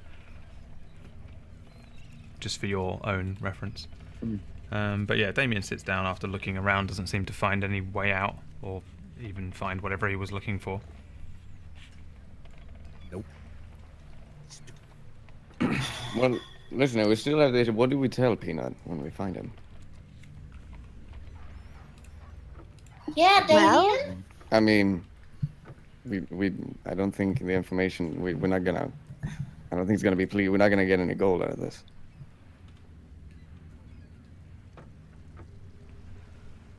I just keep reading. What about his little friend that he had with him, the little halfling? I mean, can we be seen in town? I mean, if they're gonna give a description, it's gonna be a giant woman and a beast man. They're gonna be easy to hide. Okay. What if you and I went? And these two stay down here. I mean, I am probably one of the most handsome men in this entire city. I'm just saying, hiding is gonna be I look hard up from for my us. book. I look back down and keep reading. Well, I'm not gonna leave this city without my gold, my money. No, same here. I came all this way. I need the gold. We just need to find a way to sort this out. Well, I know when Kamal and I were with them, the little guy seemed to know about as much as the big guy. Kind of, even if he was a You bit off. think? Well, I mean, he mentioned being there. Well, he was But under they'd the come and just- table most of the time. Well, I mean, to what we was looking for with the big guy. Maybe we could get the information we needed from the little guy. You think? Well, we'll need to talk with someone from the Willy Boys, no? I just kind of look up from my book for a second.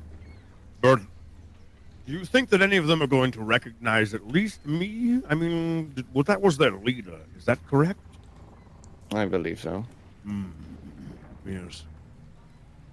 You know, to take it honestly, I mean, Leo, you're probably the only one that they probably wouldn't outright recognize. Because, you know, God, I were talking to him.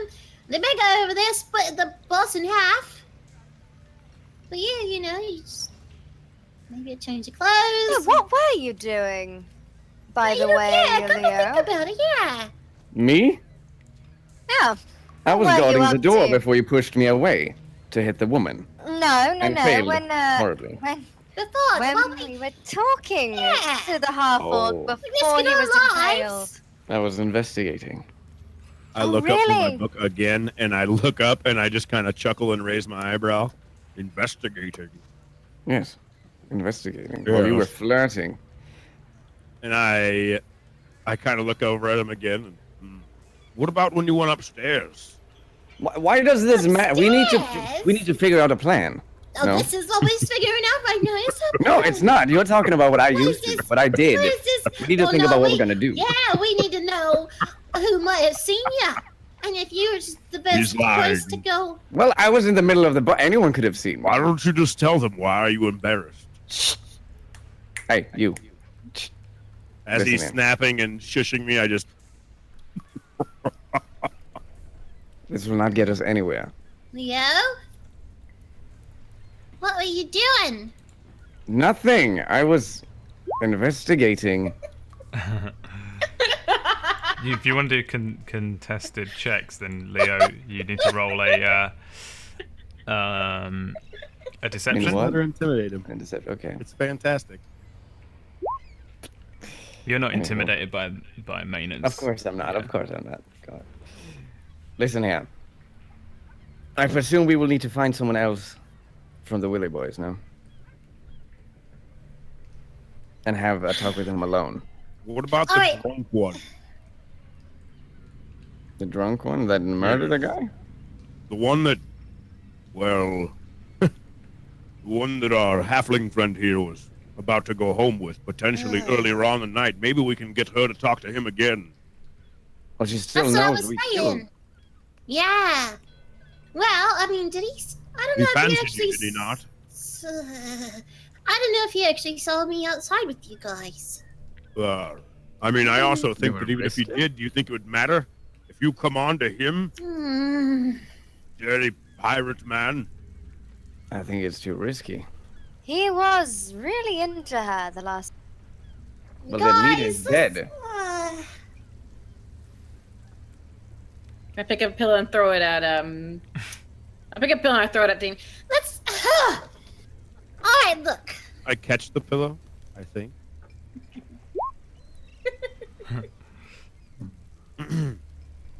I kind of look at it for a minute, and I put it down, and I look back up.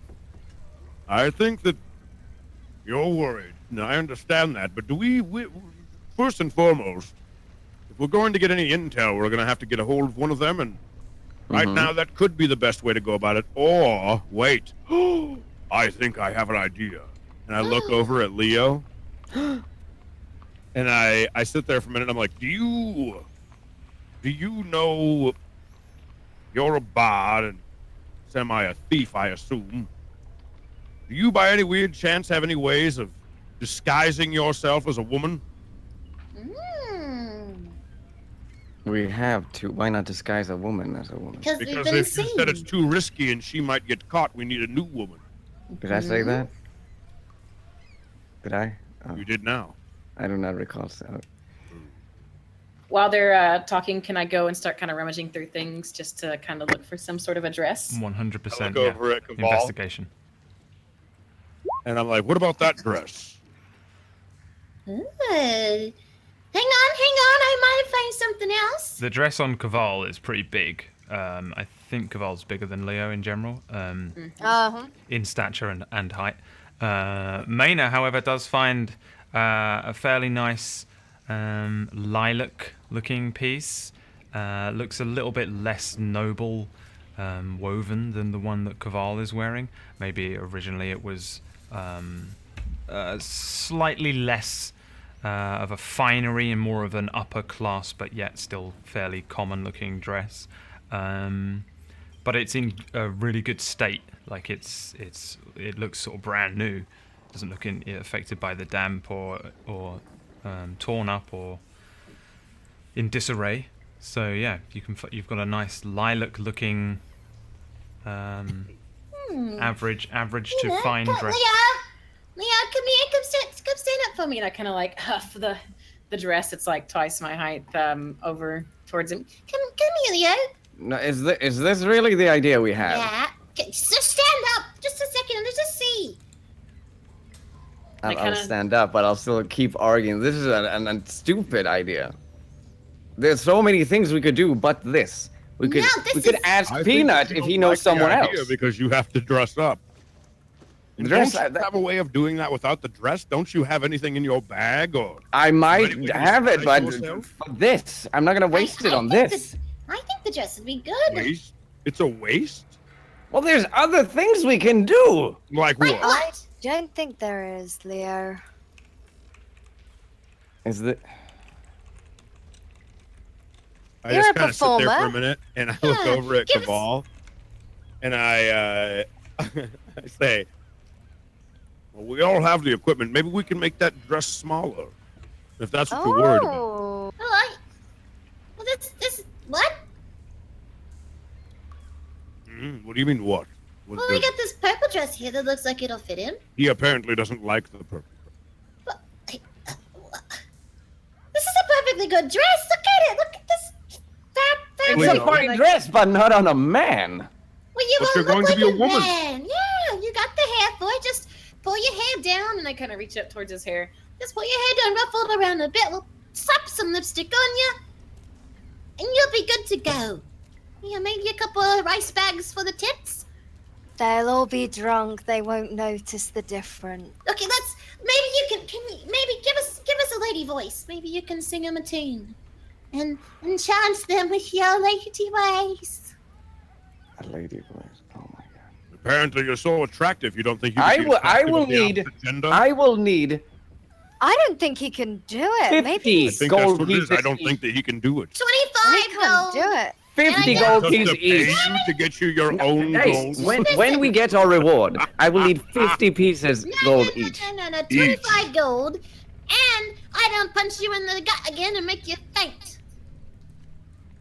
She's got a point. You If got wouldn't have punched by a me, halfling. You wouldn't have been in this situation. I It's could have like being done punched it. by a child. You would have gotten us arrested with your flapping lips. No, we would all have been out of here. Just think about that. Let's put your gift of gab to use. Get you in this damn dress. Put some lipstick on you, and let's sort this out before Peanut gets back. We'll have a plan. I personally I don't want to cannot believe die. this is what we're doing. Look, I look up at Leo, and I want it to be known that before I say this, that I probably am going to have to roll something because I feel like he's going to want me to. But I'm really, really, in the next statement, going to make it obvious what I'm trying to do. And I look at Leo and I go, Leo, Yes. now I understand that this is not in your comfort zone and you're not really into it. And I get that. Oh, And I do you understand now? that maybe you just can't do it, but nonetheless, please do it for all of us and don't try to rob us of our money. We're all trying to do the same thing here. And on top of that, again, I want to apologize for knocking you out. Well, technically, I knocked you out. Technically, she did. You're saying we're all trying to do the same thing here, yet I am the one who's going to be in a dress. There. Because you were the one that was upstairs with the ladies when everything happened. They're not going to recognize you. Wait, upstairs with the ladies? I thought you didn't know. I was investigating the rooms, and there happened to be ladies there. Well, you know what? Maybe he's just not up to it. I thought he was a performer. He considered himself an entertainer. Hey, He's it's probably not that I not can't cut- do it. I can do it. Are you sure about that? And I stand up and I go over and I grab the purple dress and I put it out and I just literally standing, like the little bit I'm standing taller than him, I put it out straight out and I just go, can you? Yeah, I can. Why put on a dress? It's not that hard. This could be the role of your lifetime. It's I, true. 25 gold, 30 gold each from the prize that we are getting for the award. I'll make you a deal. You put this dress on. You go talk to that drunk behemoth. And I will give you 25 gold, but I will only give you 30. In fact, I will give you 50. In fact, I will give you 70 at the end of it. If you kiss him as well. What does that have to do with the quest that I happened? want it to happen. And I don't know why, but it seems correct today. And for some reason, you continue to talk about all these things you can do. Well, will you do it for money? I will need at least 30 from all of you. I look over at the other two. Well, it all really depends if you'd get the job done, Leo. And quite frankly, I don't know if you're up to the task. Oh, I will get the job done. And I throw the dress at his face. And I just walk away and I go and sit back down. And when I sit back down, I look up at the other two and I go, 30 gold each if he kisses them. You said you Right. said oh god damn it. Huh? Fine. All right. Yes. Okay, so while he's putting that on, can I go search around for something to stuff in his bosom while he's doing his thing? Yeah, give me an investigation check. You find two oddly shaped, different sized shaped rice bags of old stale rice. They appear to be the best thing you've got here to work with. But you do also find a kind of damp brassiere. I do a perception check and I'm looking to see if I find any kind of shoes. Yeah, looking around the room, you find two odd shoes that look close enough to be similar. A pair of red, high-heeled shoes. One looks like it would fit perfectly on Leo's foot. The other looks like it would be far too small, but they're the only two that match. How do they look like clean-wise? Pretty clean. They're all right. They're all right? Yeah, they're all right. I look down and I kind of start dusting them off a little bit, and I spit in my hand, and I start kind of trying to dust it off or shake it off a little more, and then I do an investigation check on it to see if by any... Oh, that's not going to matter, but I'm doing the investigation check to see if basically I would notice that they wouldn't fit on his feet. At least one of them wouldn't. And there's a reason. I mean, you probably worked that out when your original perception check to find the shoes allowed you to find these two shoes but one of them, they match, but one of them wouldn't fit Leo's. I walk over, I put both of them down in front of him, and I just walk back. Thank you. Thank you kindly. I tried to clean one. I did, but well, Yes. You know what else he needs? To really tie it all together, the vision. A nice ribbon for his hair. At the very bottom of the pile, Maina starts digging through this huge pile of discarded clothes and coats and bits and bobs. You disappear. Maina just disappears. This small halfling swims into this thick pile of clothing and comes back out with a pristine, beautiful looking silken ribbon. What colour do you want it to be on a 21? Can it be hot pink? Hot pink silken ribbon.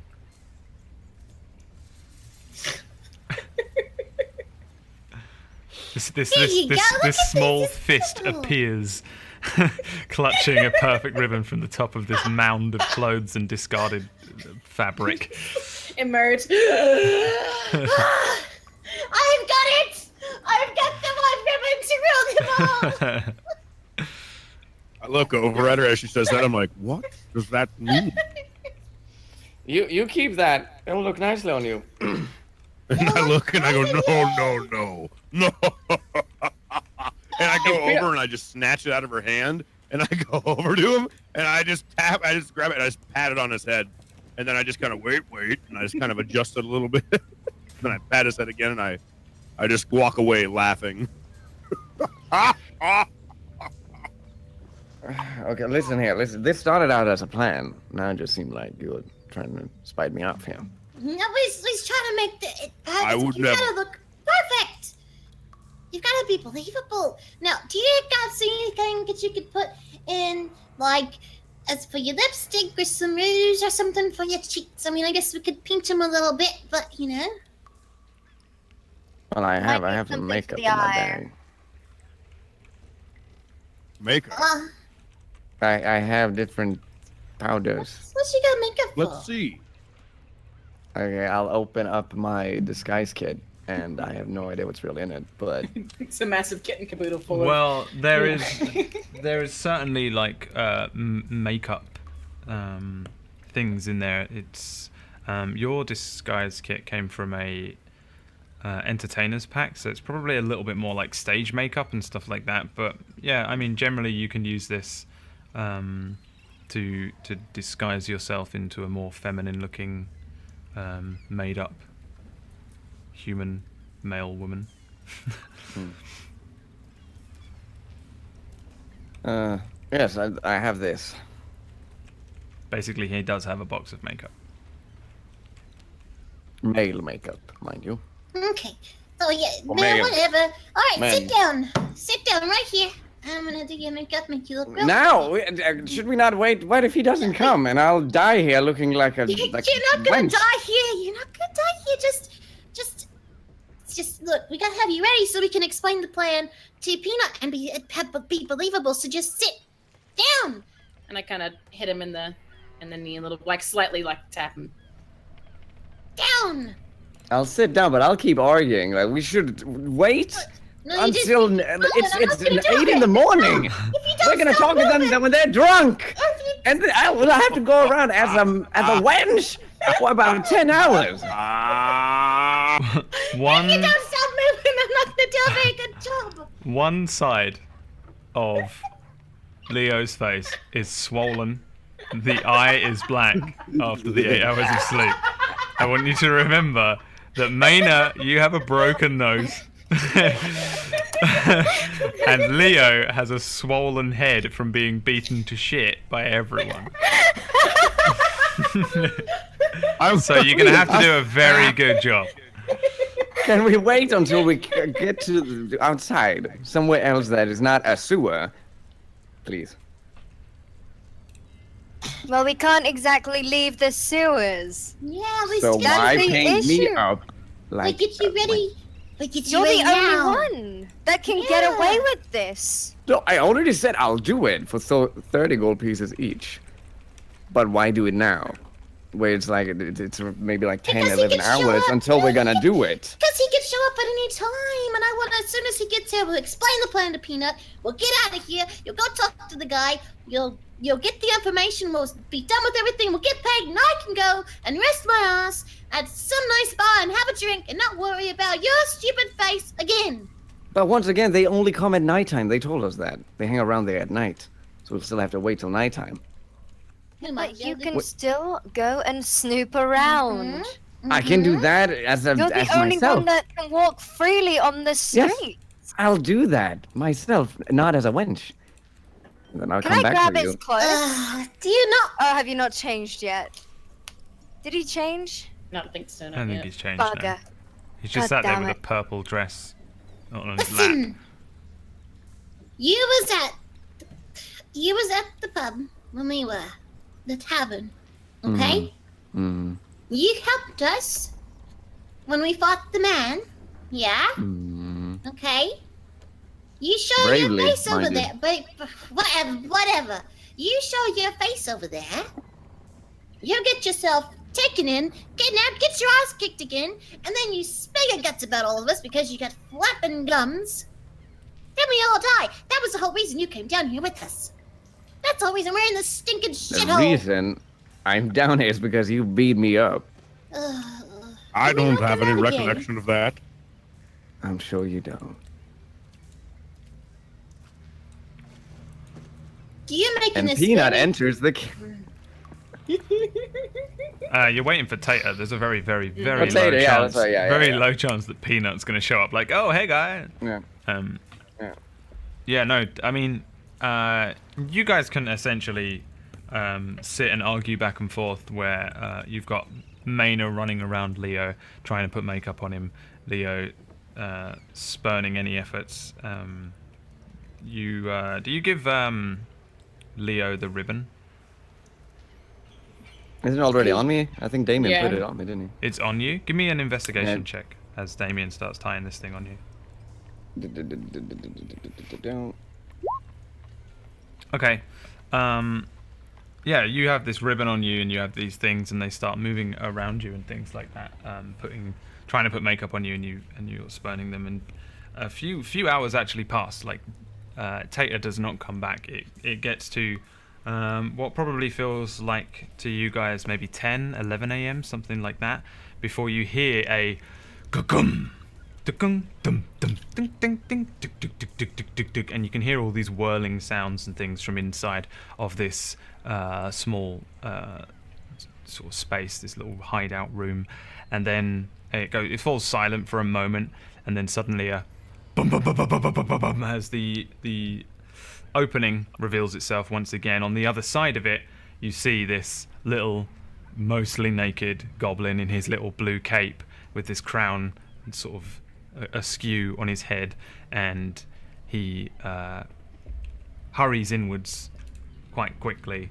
When he gets to the other side, he looks across each of you, and then settles on Leo, who possibly has a few splashes of makeup on his face. Thank God you're here. He has a ribbon, a lovely hot pink ribbon in his hair, and a purple dress across his lap. Or I don't know. I'm guessing Leo's probably hidden in one corner like he's been abused for a few hours, with Maynard stood above him.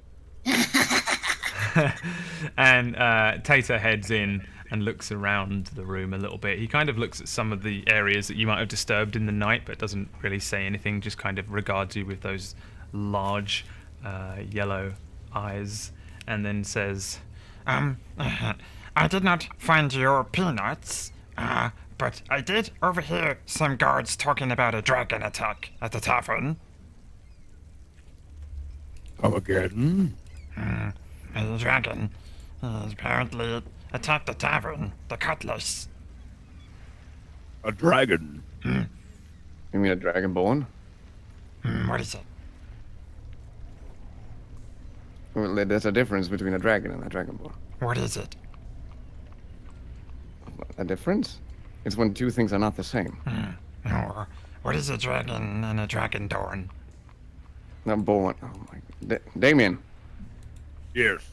Can you explain? I don't want to be racist to it. But I'm pretty sure I understand what he's saying, and they've gotten word that they're looking for me. Yes, Yes? that's what I'm trying to tell him. And you're the dragon? No, it's No. not. Damien, please explain. I am a dragon born, but I am not a dragon. In my ancestry. That's it. And as far as attacks on the bar, you said it was guards looking for me? Oh, the guards, they said. He clears his throat. Let me just roll a performance check for him. The guards, they said. They should reward the dragon instead of arresting it because Ulog's was a terrible menace. That's what they said. And it was the guards that said this. The guards said it. And I look over at Leo again, and I look back over at Tater. Did you see outside of the guards? Were there any more groups of people or anything stirring that you noticed? Stirring like a dragon from asleep. More like stirring, like people talking. Did you hear any other rumors? Oh, everyone is talking. They go around, they go to their works, they go to the food cart. I sit under the food cart every day for 3 hours. Did you notice anybody saying anything? About the fruit? They have no apples. No, about anything that has to do with dragons. Oh, the guards said that there was a dragon attack at the tavern. Was there anybody else saying this? No.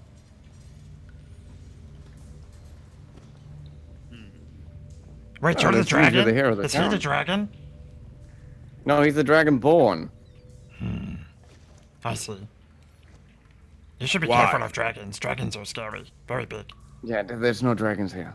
I swear to God. No, the I guards look said... down at him real quick, and I'm just like, did you enjoy the bananas? The banana's very good. I sat by the fruit cart. There's a drainage pipe I can sit by and wait and hope. No bananas, no apples, no melons. I look down at him, and I look back over everybody else. I think, as much as I hate to say this, I think we must go, and I think we must flee this city. Or we must go back above and, well, see what happens. Yeah, I'm not leaving without my gold. I kind of slowly look around again, and I look over at Caval, and what do you think? Awfully quiet. What do I think? We're gonna stick out if we go up there. A man was murdered yesterday. Well, he's considered a hero by the guards. Not the half-orc, the halfling. Oh. Stabbed in the throat. Oh, right, yeah, that happened. Did we forget about the murder of a somewhat innocent man? Innocent? He say stabbed me in the somewhat. gut. And I, as He's talking about the that first happens, one. and as that No, said, the first kind of one. pull open, like showed a little bit of a scar that already kind of formed from being stabbed. Was the different halfling. They're not all the same. I think you of all people should be a little more considerate. Not all halflings are the same, Yeah. Damien. I'm confused. What are we The first talking? time he was in the pub, and the pretty boy over there sang his song. Oh, Yes? thanks, I'm pretty. Yes, you are. So, wait. You were saying the gods think that I'm a hero. Are you Yeah, saying yes, that it's to, not, that's what it, Tater. saying it to Tater? Mm-hmm. He just looks at you blankly, completely unaware of what the fuck you're talking about. I look at him again, and I'm just like, the gods you spoke of.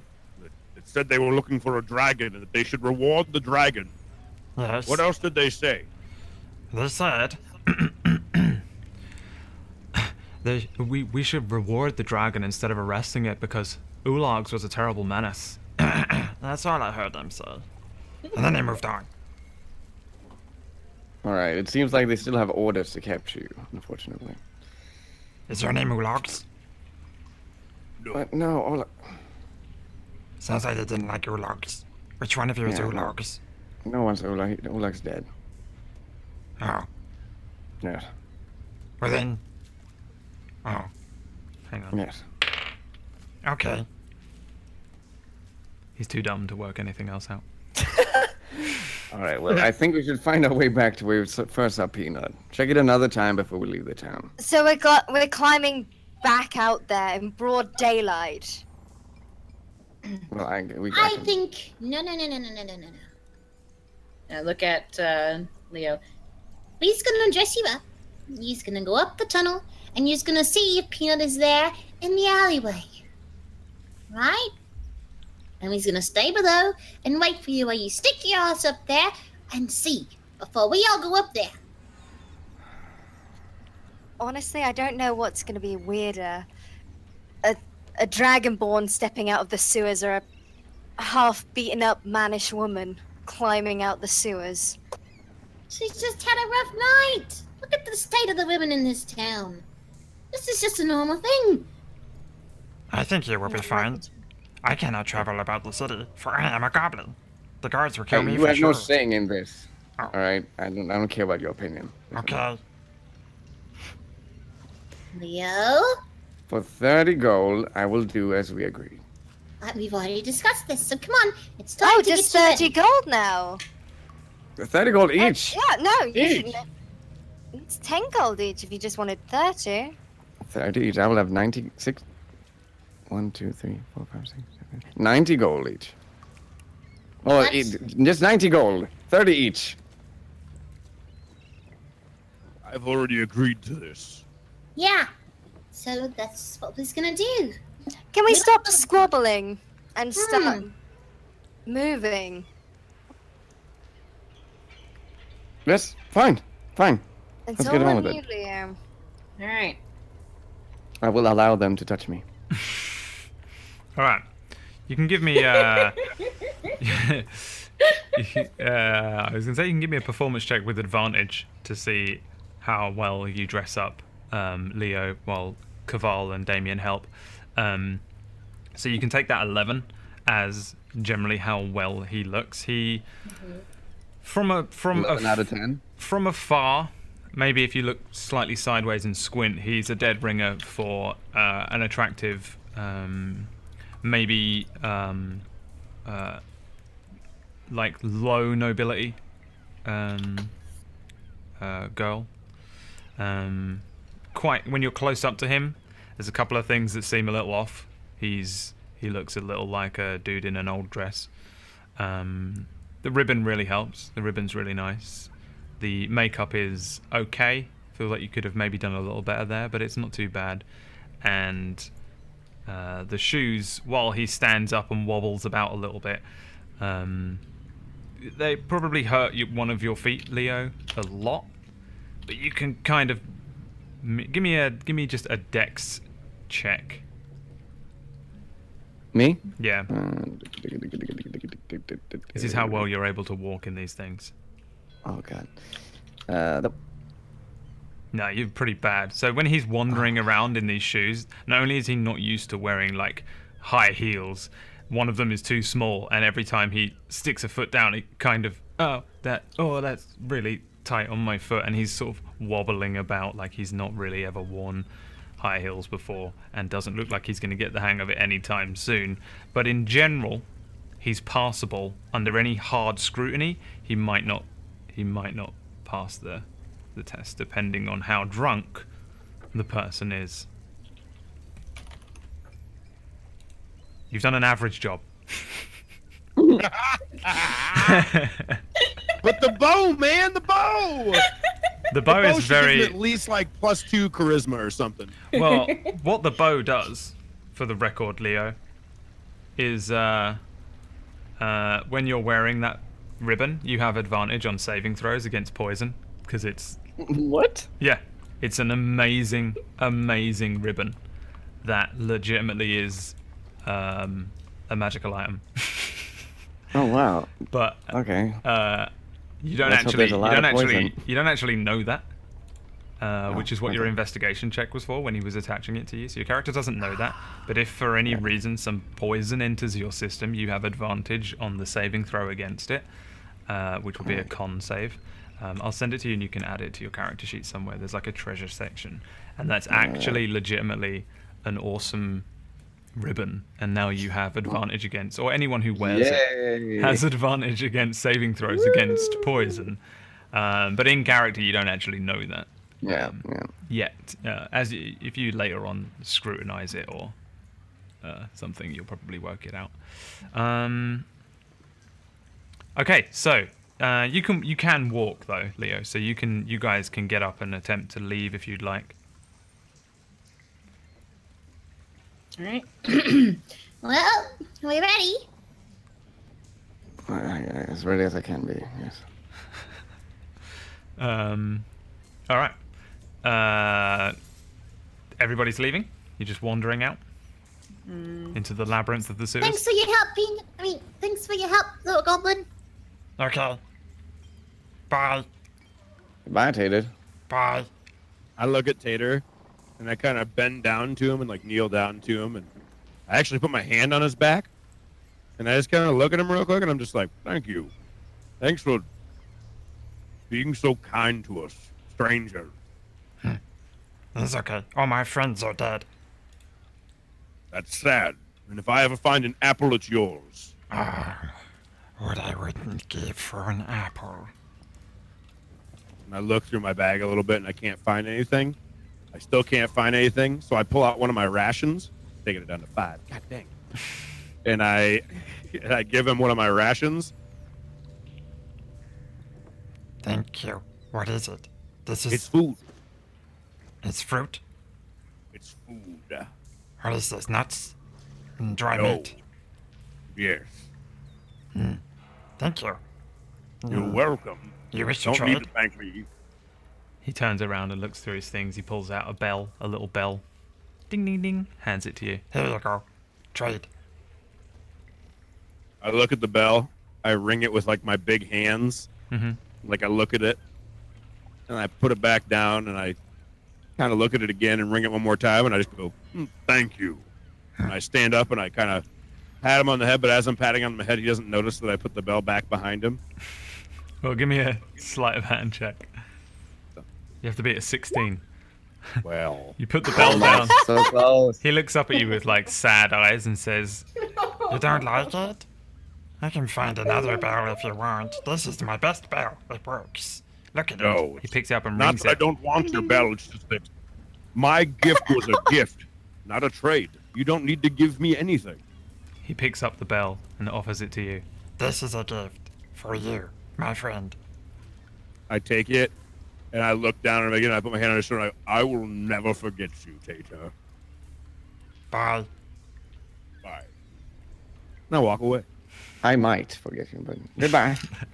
You have a very small bell. It's like one of those bells that butlers ring for somebody to come up, but you can add it to your inventory as a little bell. He's just sitting in his little position behind the lamp at the back of the room kind of thing, and he just watches you blinking every now and then as you each file out, presumably. Yeah. While we're leaving, I don't even turn around. I just start ringing the bell as we're going out. Yeah. Is everybody leaving? Yeah, I'm gonna pick up my bag and I'm gonna get real close to Damien's. Are you gonna pay me for those bananas or something? I look over at her, and as she says that, I ring the bell, and I kind of slowly start bringing the bell closer and closer to her face.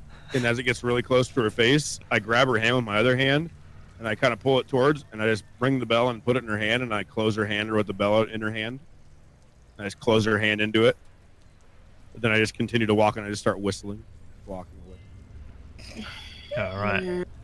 As you guys leave and slide through the little wall, Tater runs on all fours towards the wall and whispers something, pressing something on the wall, and it and you find yourselves in this dead end, in this completely pitch black area of the sewer, which you know is just a sort of dead end which leads into a smallish tunnel way in front of you. Is anybody going to light a torch? I light a torch. And as you light a torch and illuminate the area in front of you, you guys find yourselves in this sewer system, which Tater was taking lefts and rights and ups and downs and stuff through, but you generally just have to find one of the exits out, and you can do that after we take our last little break here. We'll just jump to a quick couple-minute break, give everyone a chance to stretch their legs or inject themselves with heroin. You don't have to do that though if you don't want. I certainly will be. Depends on how heavy your addiction is, I guess, as to I'll whether be doing a you nice want block to do of it or coke, not. you know what I'm saying, yeah? Yeah, mate, go and get yourself a nice bit of drugs, and then Sounds we'll, good, I'm bro. I'm gonna go already- get some rugs, yeah? we'll see you in a couple of minutes for the last little section of the Wolves of Water. All right, bye. See you in a minute. Bye. All right, bye.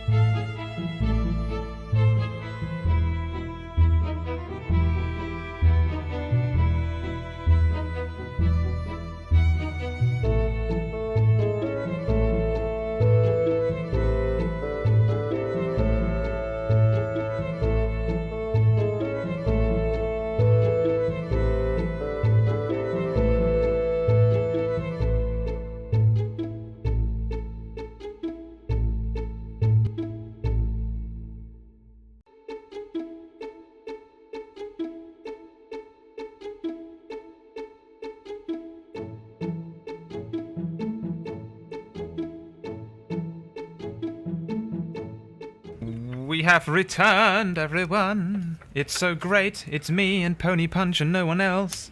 Isn't that amazing? It's just me and Pony for Did this you last miss section. us? Pony Punch. Yeah, everyone left. Yeah. My name is Pony Punch. It's me, a Pony Punch. Is it- I am from Hey, Italy. guys. Am I Italian now? Yeah. I'm a Burger. I can't do Swedish. I've spent an entire year attempting to learn a Swedish accent, and I simply cannot do it. Oh, it's everything's like really like you've got a phlegmy throat almost. It's very They Jag go up, talar inte they go svenska. up and No, that's just down. not British. They speak this No, then strangely. you talk. Then you're from Sweden. You talk a lot like this. There's ja, and there's all the ja and sha noises. I don't know. Jag talar inte svenska. Yeah, sure, whatever, buddy. Whatever. You speak your demon tongues on another stream, thanks. I know how to listen to those. You speak them. I'll know what you're saying. Yeah, right? yeah. Damien I know understands. deep speech and abyssal. Yeah, So the group are in this tunnel way, and presumably you move into this circular kind of tunnel in front of you that you came through to get to this dead end, and it leads you out or into this large sort of pit area. It's like a sewage. I don't know what you would call it, but it's like a vat, like a huge square swimming pool of just sewage, you know, medieval sewage, unrefined sewage, and you can head around that and start to make your way through. But I wondered if there was anything in particular you're looking for, if you're trying to make it back to where you came in, or if you're trying to head just to the nearest exit kind of thing. Anything anybody is doing on particular while you sort of wander around underneath the city of Luskan? Could I remember the way back? Oh no, I was passed out for like half of it. Never Yeah, mind. I doubt you would be able to. can I do a perception check to see if there's any openings just straight above us, straight away? Sure. Kitty, what was you going to say? I was just saying my main is just wants to get out of here and this place is gross. Yeah. In this particular area that you're in, there doesn't appear to be any ways out. It's just a huge area. There's lots of different tunnels that lead into this. Every now and then, it probably there's a wash of water as it pushes some sewage through one of these other smaller tunnels that. Similar to the one that you just walked through, but doesn't end in a dead end. It's presumably some sort of like aqueduct that heads off one way or another around the city.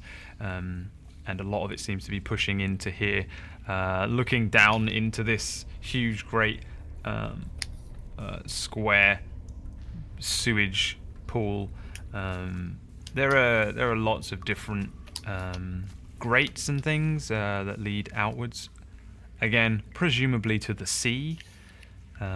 But there isn't really a way out of this room that just like is a clear ladder to the surface. I I look at the other people and I just kind of say, I think it would be good to get out of here. It does stink, but I mean, there are The two real- there are two larger tunnels which the like brick walkway head towards. If we say that there's one towards your left and one towards your right, if you walk all the way around the squares on either side, there is these two separate tunnels that lead out. You can probably easily remember that you came in through the left-hand tunnel. I think we should go left if we want to go back, but I wonder if right will lead us farther out of town. Well, I was passed out because of reasons. So I do not remember the way. I remember that. Well, if you know the way, how well do you remember the way? I remember it pretty well, but again, I'm saying I don't know if we should go back that way or not. What do you say? Well, we're going back to Well, town, yes? You want to go back to town? I'm not scared of it. Well, that's the reason we dressed me up. Yeah, to Yes. go back where Peanut, I'm not getting dressed up and then leaving town. You sure you don't want a night on the town without all of us? Well, I want my gold, and I want this 90 gold you owe me. I will need to go back and find Peanut. Right, yeah, you're right. Okay. All right, let's pick guy over here. He knows where he's going. Let's just follow him. You say to the right. Let's go to the right. And I look at him and I just go, well, the left is the way back to town, but the right is the way I would like to go, but I'll go wherever you guys would like Well, to. if we go the way we went, wasn't it right there by where we met Peanut? You're trying to confuse yourself, but yes. Then why don't we go there? I suppose. And I start scurrying along. All right, make me a survival check to try and retrace your steps back to the entrance that you actually came in through. Let the timing be right. Oh. So Damien starts moving confidently through the sewer system. He moves past a couple of large tunnels that lead left and a couple of smaller tunnels that lead right. He moves you underneath a couple of beams, through a couple of small tunnels, through a couple of large tunnels, and makes a few lefts, makes a few rights. And he seems to be moving fairly confidently. However, after roughly like the same amount of time that it took you to get to Tater's area, maybe 10-15 minutes, you find that you've not seen a way out. You've not found your way back to the grate that you came down through, because you didn't close it above you or anything, so there wasn't any way out, and you just find yourself once again at a dead end that looks a lot like the entrance to Tater's little area, except that you hadn't passed the great big awning pit of sewage to get there. So you've just found another kind of dead end looking area. Could I investigate it and or perception it? Yeah. Look for buttons? Yeah, give me an investigation check. Oh, sorry, wrong one. He starts looking over the wall. The rest of you by this point are now fully aware that Damien has not led you back to where you were, because there were no dead ends on that trip. But he starts looking over the wall for buttons and things, pushing a couple of odd-looking bricks, to no avail. Nothing. This appears to be a dead end to you, Damien. I stop and I turn around and I cross my arms, and I look up at all three of them with a very discouraged look. Well, got good and bad news. Mm-hmm. Going to be honest with you, I've got us lost. Oh, you don't say. Yeah, which you Wow. probably figured out by now. And Uh-huh. good news is that I do recall how to get back, I think. Why aren't we back? Do I know how to get back to where we were? You feel like you can at least retrace your steps back most of the way to where you were, and then maybe give it another try. Yeah, not necessarily I work out where you are. I try to tell him confidently, I know I can get us back.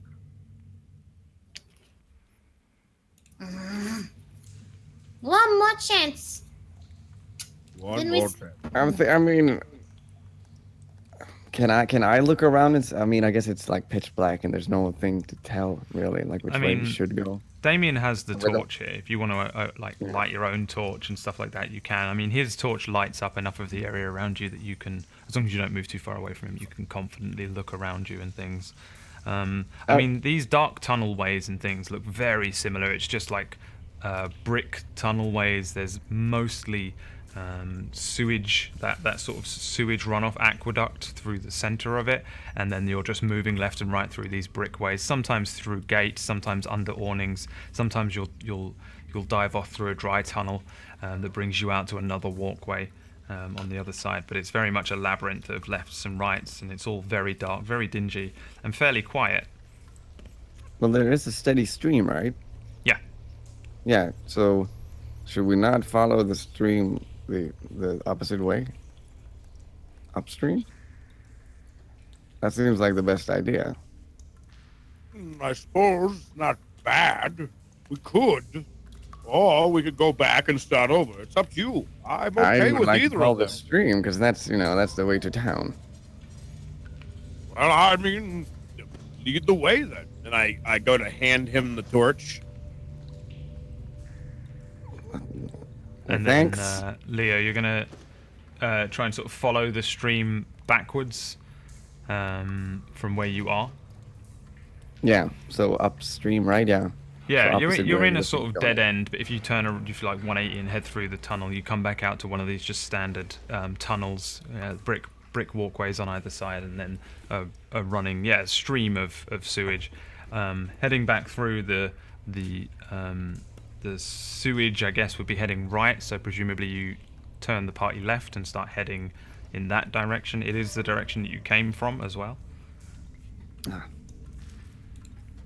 Well, yeah. I'll keep going that way, showing the way with the torch then. All Are right, you yeah. sure about this?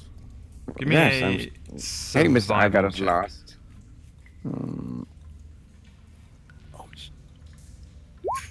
Yes, I am fairly sure. Yeah, you start moving along. You bring the group to the end of where this tunnel seems to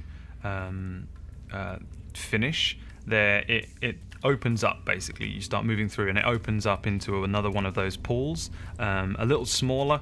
The water is all the way up to walkway level, around where you're stood. Your feet. Yeah, I guess if there was 3 or 4 more inches of sewage in this area, it would be overflowing, but it doesn't seem to be. At the far end of this square of walkway, there is a door, just a straight up door at the end of a set of steps. And you just, the walkway would head left and then around this square, and then in the center at the other end, both walkways, either side, right and left, will head up into this door. There's just a door there. So you found your Oh, way to look, something. it's a door. Oh, that's real exciting. Now, where do you think it goes? Anywhere but back. I guess we should. Let's see if it's unlocked. I go over to shake the handle or pull, whatever it could be. Yeah, I mean it's like quite far away. It's like 50 feet. There's like a 50-foot room that you have to move around this. It's another like one of these swimming pools of water. So presumably you head through the room, around, taking the brick walkway to the left, and head over towards the doorway. Leo, are you in front? Yes, I am leading with the torch. Heading straight ahead, and with the torch held high. Give me a perception check.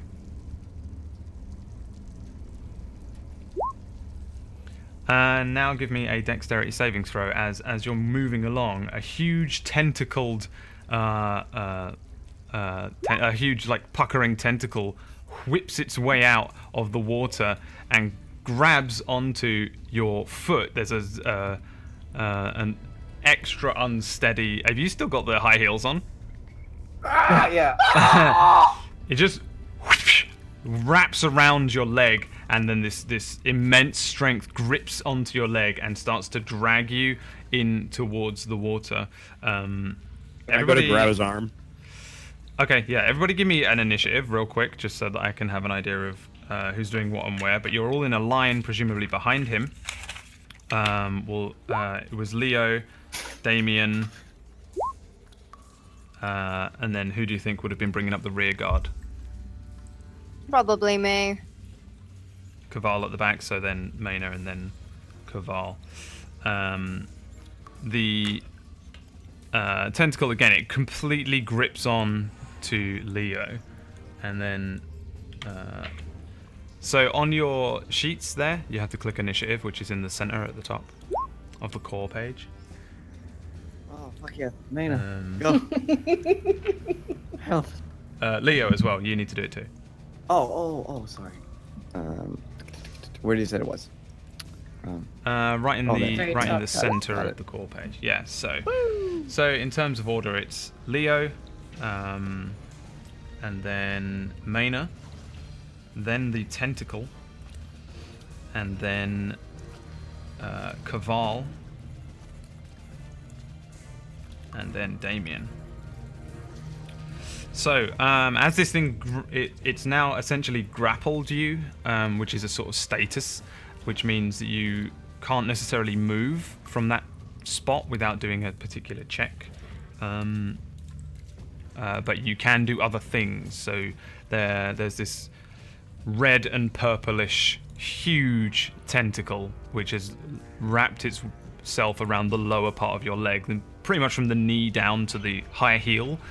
You can barely make out your leg underneath this thing. It's got you 100%, and you can't move without doing a check. You can attempt to break free if you would like, with a athletics check or an acrobatics check if you would like to do that. Will that waste anything else? Or you can just straight up attack it with stuff. I was thinking of doing some spell, but can I do both? Like try to get out and do a spell? I guess not. No. So you have an action, No. and on your action you can do one main thing. Some of your spells say bonus action in the spell description, and those you can do. But in terms of the situation you're in right now, you are either attack the thing or attempt to break free from it with strength or dexterity. I'm not very strong, contrary to common belief. If you're more dexterous, you can use acrobatics. Oh, that is actually pretty good. I think it's a saving, yeah. It's just an acrobatics check, basically, Oh, acrobat. Oh, because sorry. it's an intelligent decision that you're Yeah. making. Not Then try and I jump out. will try to get out of its. All right, give me an acrobatics check as you try and slip free from this thing. Oh, it is tough. There is as this thing like grips your leg, and you find yourself you whip your leg out just as you feel these suckers on this thing begin to attach to your leg solidly. You whip your leg out. It's a super quick reaction as far as everybody is concerned, and the tentacle, you slip free of the tentacle. It whips backwards and disappears under the water for a second. There's a rippling under the water, and you are free, though you can't do anything on this turn. You have about 30 feet to the door, I would say, because I think you're about halfway across. So maybe about 25 feet away from the doorway, but you can't actually move. Maina, it is now your turn to do something. You can just straight up leg it. The walkway is very narrow. You, as a halfling, might barely make it through Leo's legs or just beside him. I would imagine that Damien and Kaval, you'll have a very difficult time doing so. All right, I'm gonna book it. All right. What do I need? So you can just run, and you can use your entire movement of 25 foot to get to the doorway. So Maina slips but through Leo's high-heeled legs under this purple dress and just starts running, pitter-pattering across this tiny brick walkway. And you get all the way up to the doorway. So you're actually at the doorway, and you're free to interact with the door if you'd like. Okay.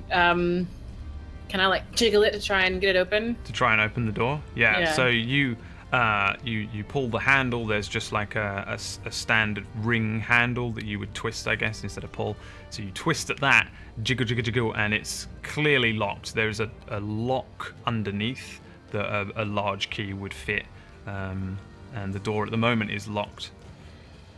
Okay. I don't think I have any lockpicks. No, but you can attempt to do something else with something improvised if you'd like. Okay. I mean, you tell me. If you want to try and... I'm trying to think, because if I can try and pick the lock. Yep. But I'm trying to think what I have.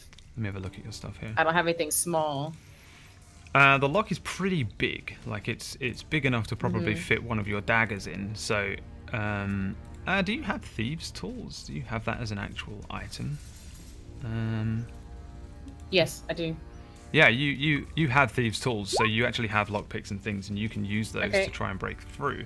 Okay, so I use Yeah. So as soon as Maina approaches this door, she jiggles the lock a little bit and then realizes it's locked, and pulls out this set of thieves' tools, a small box full of things, pulls out a couple of sturdy, strong-looking lockpicks, and starts jiggling and wiggling and attempting to unlock the door. And then there's a cha-ching, ka-koom, and you successfully unlock the door. The other party members might not notice that you've unlocked the door, but the door is unlocked, and that is the end of your turn, bringing us back around to the tentacle, which whips out of the water one last time to attempt to grab at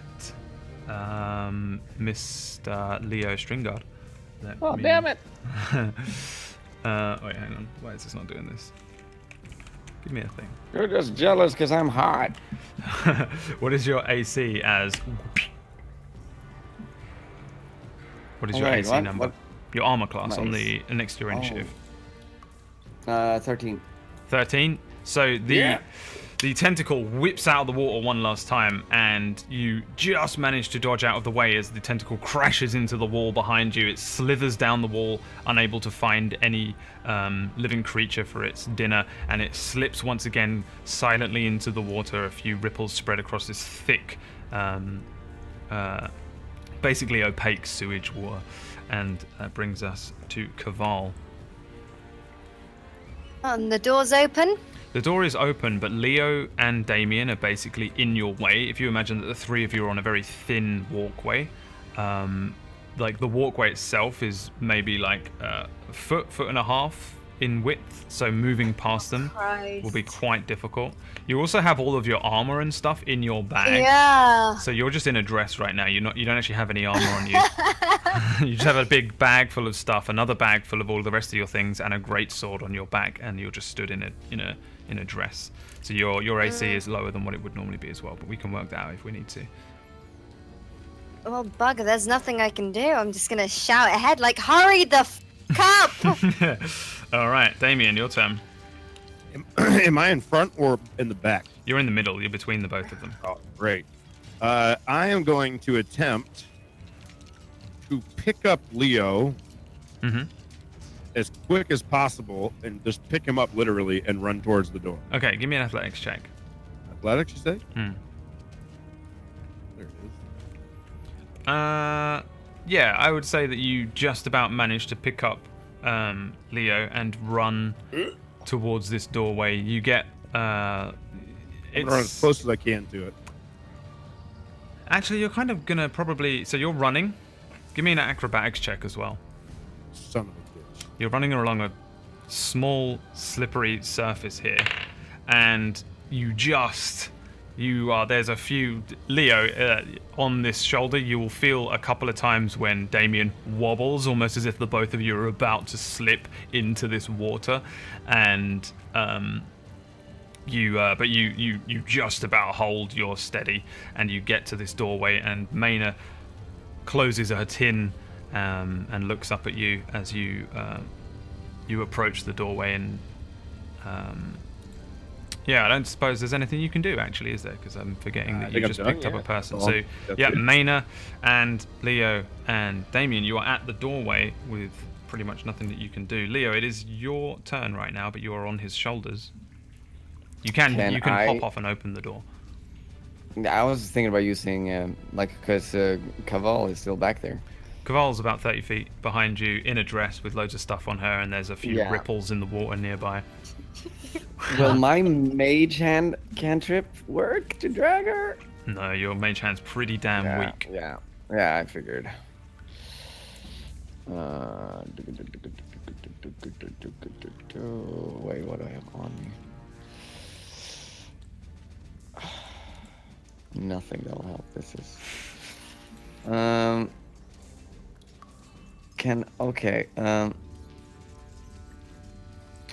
I got my hot pink ribbon. That's not gonna do stuff.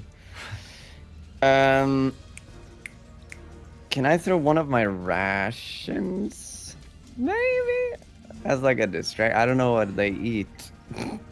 I mean, you can try. Yeah, you want to throw like a piece of cured meat into the water? Yeah. To see if it will like pick it and be happy with that, I guess, while she tries to run. Okay, yeah. Give me a D20 plus dexterity, which I think is 2. 2. Yeah. Wait, where is it? Oh, there. D20 plus 2 and roll it. Are you sort of aiming at the area where the thing came out, the tentacle came out of the water? Yeah, just like straight into where it is. Where I think it is. Yeah, so Leo just buzzes a piece of like salted cured meat towards the area where this tentacle is, and it hits the water for a moment. It sort of floats, and then it starts to sink into the water, and then there's an enormous thrashing. 2 tentacles come out of the water, splashing sewage water all around. Give me a dex save, Kaval, to try and avoid some of this poo. Kidding me right now? Oh my god! Are you kidding? Are you kidding me right now, Kiwo? Give me a fucking break. A 1? A crit 1? There's only one thing that can happen now. You understand that, right? Why do you not want to live? Why? Why does he not want to be clean? Why do you insist? This thrashing water, splashing about, flying up and out, and these huge tentacles thrashing in the water as they attempt to grab at this thing which has appeared and started to sink in, causes a barrage of the sewage, which is basically at the level of the brick anyway, to flow upwards and onto the side, and a small sort of wave of water hits the area. Kaval attempts to dodge and avoid this wave of water, maybe one of the tentacles, and actually slips into the water and falls. This bag full of stuff, the other bag containing her armor, the great sword strapped to the back of her, and then this beautiful pink dress with this poor, cleanish woman splash as you hit the water. Wait, my bag as well? All of you crit 1. You completely just face plant this water. Your bags and your things, you can hold on to them as you just hit this water, and for a moment you start to sink, dragged down by the weight of your things. Luckily for you, strength is your swimming capability, and so basically at this point you're in the water next to this like thrashing bunch of tentacles. The thrashing slows down a little, but you fucked that up. Maina, it is Maina's turn at this point. So just as everybody gets to the doorway, you turn around to see Kaval slip on this sudden commotion. And then small wave of water splash across this brick walkway, and she slips into the water. What do you want to do? Okay. I'm gonna look at the other guys. We can't leave her. Okay, so I go to run back, and as I'm going, I pull my rope from my bag. I have 50 foot of rope in my bag. And as I'm running, can I tie try to put like a knot on the end of it, something that she could kind of grab onto and it could catch on her hands. Yeah, sure, yeah. and catch and go to throw it at her. What do I need to? Yeah, give me a d20 plus a dex, whatever your dex modifier is. How? So on the left you have your dice roller, which or in the column of the things on the left on roll 20. There is a thing which is a dice roller. I think it's the second to last one. Am I right? Anyone else? Because I have a different thing because I'm DM. It's a different set on mine. Oh, you did it. There you go. Yeah, second to last. There you go. Yeah, I don't know why I'm still explaining it. I didn't even realize you did it. So you rolled a 22, a d20 plus 3, and you whip this rope. Kaval, as she's sort of like brings her head up out of this sewage, hair matted down with just piss and shit and whatever else is in this huge swimming pool of sewage. This rope lands directly in front of where you are, Kaval. Unfortunately, it is the tentacle's turn. The tentacle... Oh, no. Actually, the tentacle doesn't seem to do anything to Kaval. There is no particular commotion right now. I guess Kaval, maybe you witness these tentacles kind of head downwards into the water and seem to be busy with something else for a moment, giving you the opportunity to do something. It is now your turn. There is a rope in front of you. There is also just the brick walkway next to you. Though it's not too easy to maneuver around in this water. You're not, dragged down or drowning or anything. Oh Christ. So it's my go? There's no way I can throw my bag and grab the rope on my turn, right? Can I do that, or? I mean, you tell me what it is that you want to try and do, and I'll give you... You want to just... I kind of want to throw my bag over towards them and grab onto the rope in hopes that they'll pull me up. I think you can attempt to do those things. You can basically attempt to grab the rope on your movement and use your action to throw your bag. So give me an athletics check to try and throw this bag like across the room to the other side. You better be ready to catch it, guys. Nice. She buzzes. What a throw! She buzzes both of her bags over towards the doorway, and they land like something out of a Disney movie. Like one just lands perfectly between the doorway and Damien, and then the other one just spins through the air and lands sitting on top of it. Both of them covered in sludge and grossness, but successfully out of the water. And then Kaval grabs onto this rope in front of you. Damien, it's your turn. I look back at the situation that's going on, and she has a hold of the rope, right?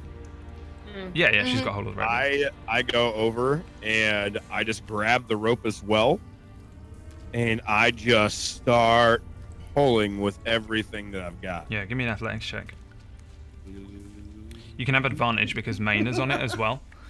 Okay. So 16, yeah, you just drag and drag and drag. Maina helping you to drag this poor paladin through the water, through the sewage, and yeah, you can drag her now, like basically all the way over to the doorway where you are, and bring her up out of the water. So for now, everybody is up and out of the water. If you're just all gonna grab the things and dive through the doorway, then you can do that outside of initiative. If you want to turn around and just buzz arrows into the water, then you can do that. Let's get the fuck out. All right. Let's kill it. Yeah. No, I'm kidding. No, yeah, let's go. Let's go. And yeah, the group kind of, you just drag Kaval out. There's a little bit of a thrashing of the water. It's not like as wild as when the meat hit the water, but you see just a tentacle warily reach up out of the water and sort of feel about, but then slip back into the water as you dive through this doorway, and I guess close it behind you in utter and complete fear. Nice. So yeah, you successfully avoided whatever the fuck was in the water there. But Kaval, once again, I swear to God, I did not plan for that. You just refused to not roll ones. She's covered in tentacle thank you. goo now. But yeah, you rest your back against this doorway and you are just dripping in sewage all over. All over my fancy new dress, too. All over your fancy new dress. I look up and I walk over to her, and Don't I just offer say my it. hand. Oh.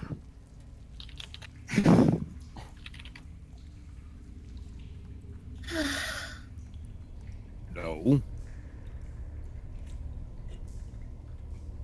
You're right. No.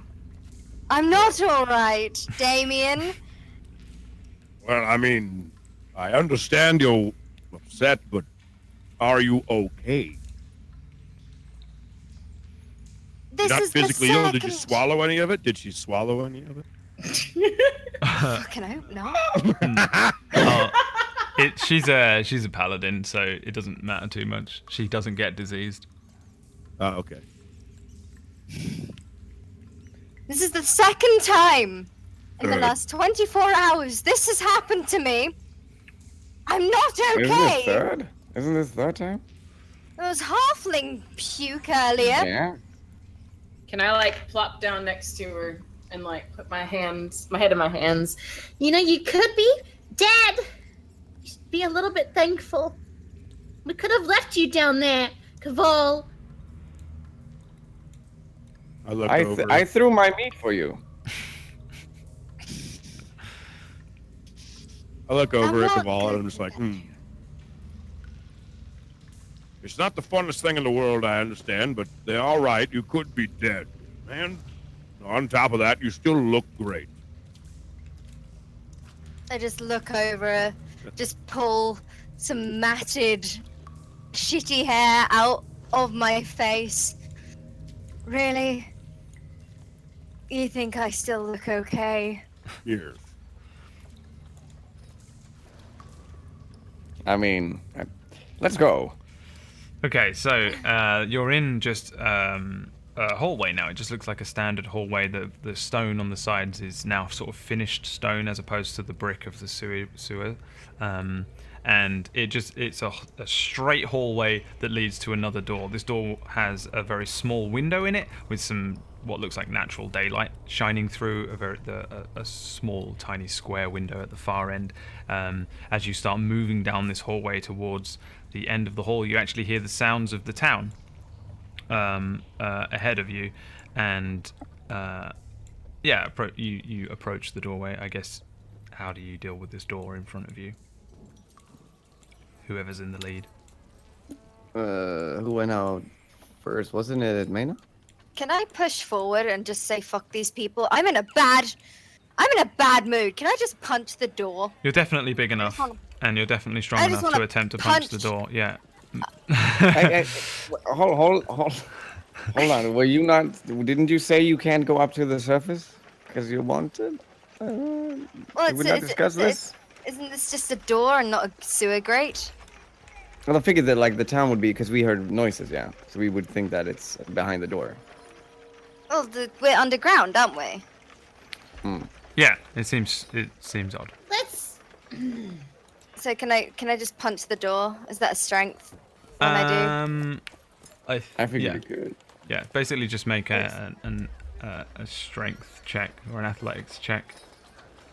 For now. Oh. I promised I would add your punch thing to the things, but I haven't done it, and I just don't worry yet.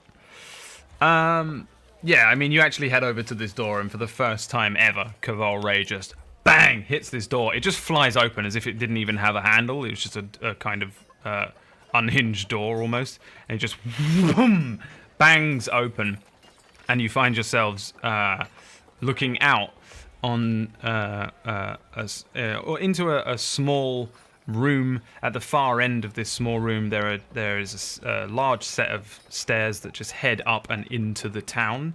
Above you in this room, there is just worked stone again, and the very small room in front of you appears to be just kind of an underground market kind of area. A few people just sat about.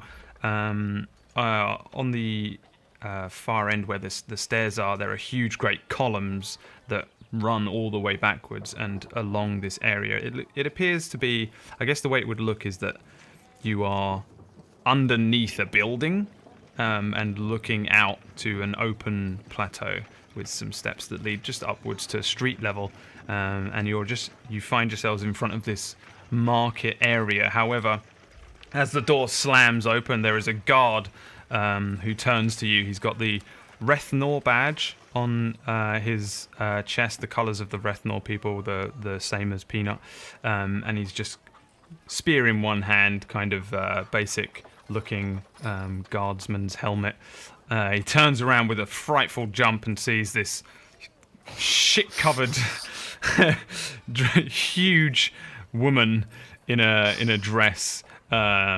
As this door slams, and beyond he sees, as the light spills over you, this small halfling, this enormous dragonborn, this kind of strange-looking woman as well. I guess there's another woman. He's looking sideways and squinting, and he sees another woman who looks kind of oddly dressed, with a swelling side of her head. As he sees you, he goes, "Oh Jesus, you made me jump there. I must say, what you doing kicking open doors like that?" I look up and... Hello there.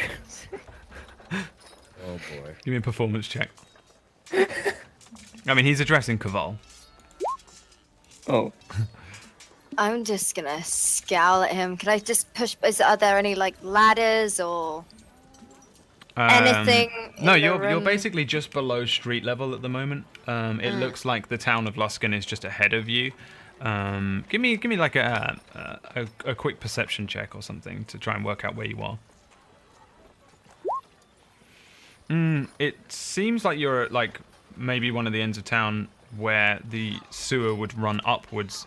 I mean, you came to the end of the sewer, so basically this is just a doorway that leads in, and as you've come up out of this sewer, you find yourselves underneath the wall, which guards the town. So at the very south end, sorry chat, you don't have a map, but everybody who's playing, you can see on this town of Luskan at the very south end, where it says the cutlasses kind of thing. You're probably around there, underneath the wall itself, and there's just this sort of area underneath there where there's kind of a slums market here, and it just leads up some steps and out back into town, back into that bottom end of the market where you previously met Tater before, where you first saw him. So you're just kind of around the area. You're basically just in the town again and free. Do I or anybody recognize that he's kind of wearing the same kind of things that Peanut would be wearing? Yeah.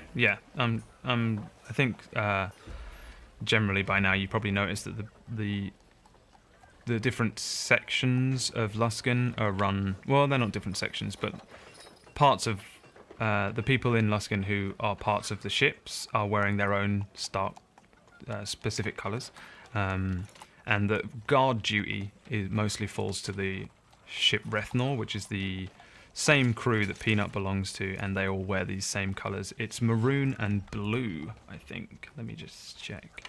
But he's wearing that, and he's got this Rethnor badge on him anyway. So I look up at him and I just very slightly cautious. I'm just like, you know where we can find Peanut? But like a bag of peanuts. Wait a minute. Are you that there dragonborn that fucked up that bastard Olog? I am. Hey, good on you. I fucking hate that prick. Are you looking for Peanut the food or Peanut the person? Peanut the person. The guard takes a few steps forward and looks up and out the huge opening, the steps, and up at the sky, and then says, "Well, it's about midday. He's normally down that alleyway doing his business, though you didn't get it from me." I looked at what alleyway he points to, and I just kind of nod, and I say thank you, and on top of saying thank you for understanding. I fucking hate the Willy boys. Everybody does. You think I'm going to have a lot of problems being back up here? They might. Probably. As in them or the whole city? Oh, the city's not going to give a shite.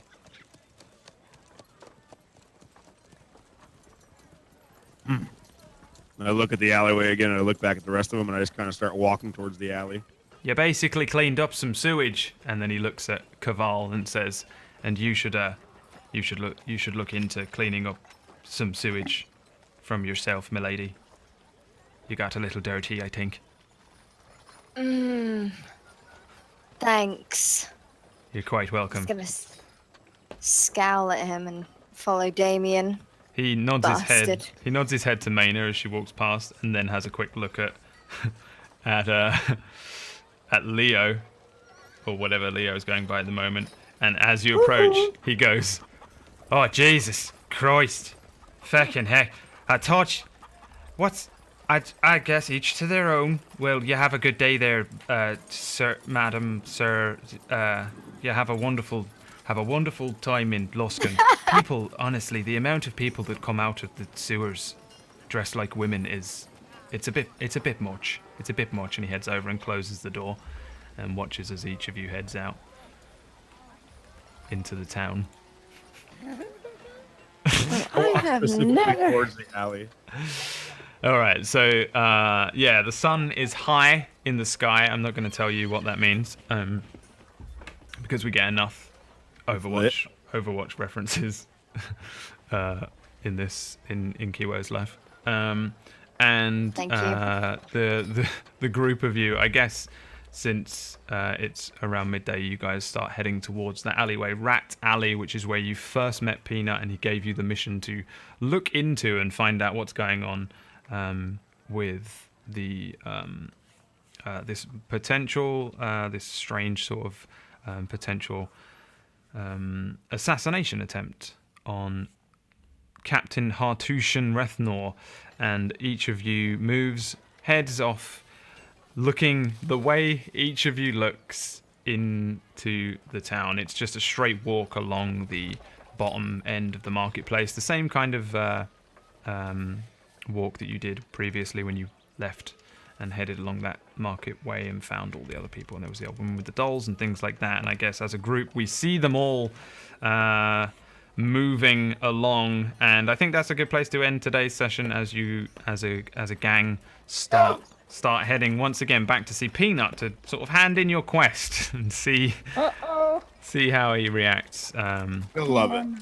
And yeah, successfully made it another week without dying, but did not successfully make it another week without being covered in something awful. Thank Kiwo. you. Well done. I was Well so done. sure you were gonna die there. I thought that's what that critical one was. I was like, oh fuck, he was dead. Well, I rolled a perception check for whether the tentacle went sort of noticed Kiwo over the because the thrashing was that he was going for the food, right? So you did a good.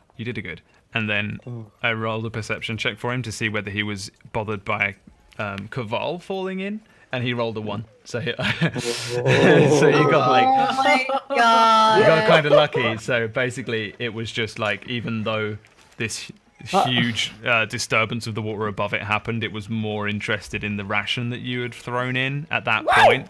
I saved you. So yeah. I mean, How are we still alive? the ration hitting the water also caused Kaval to fall in, but you know, But it was worth it. We're all alive. whatever way it went, you successfully maneuvered around that thing. Oh, God. So well done, and well done for surviving once again through this episode. Cool. Well done. Congratulations. I'm proud of you all. It's gonna take us 2 months to finish one quest. Yeah, it's certainly slow going. So I really thought you were going to do it last week, especially when you were like so on track before Tiger decided to fight the orc. I was like, oh, okay, they're going to do this pretty quickly. But yeah, no, I don't know how long it's going to take you. I'm not going to tell you. You just have to tune in next week. It's fun. It's a lot of story. It's not just action. I love it. Yeah, it definitely feels like an audiobook kind of feeling, you know, as opposed to maybe playing a video game or a board game or something. It's an interesting experience for me as well. This is very new to me, so I like it. I do too.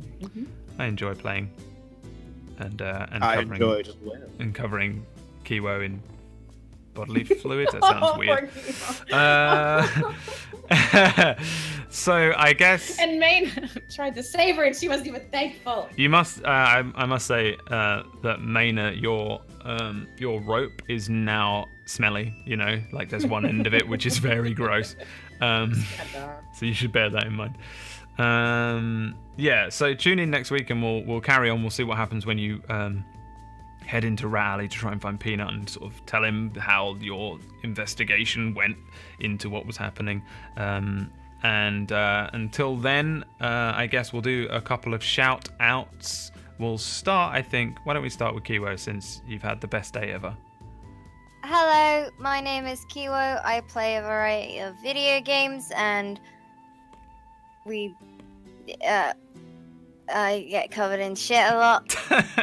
You can follow me on twitch.tv/Kiwion.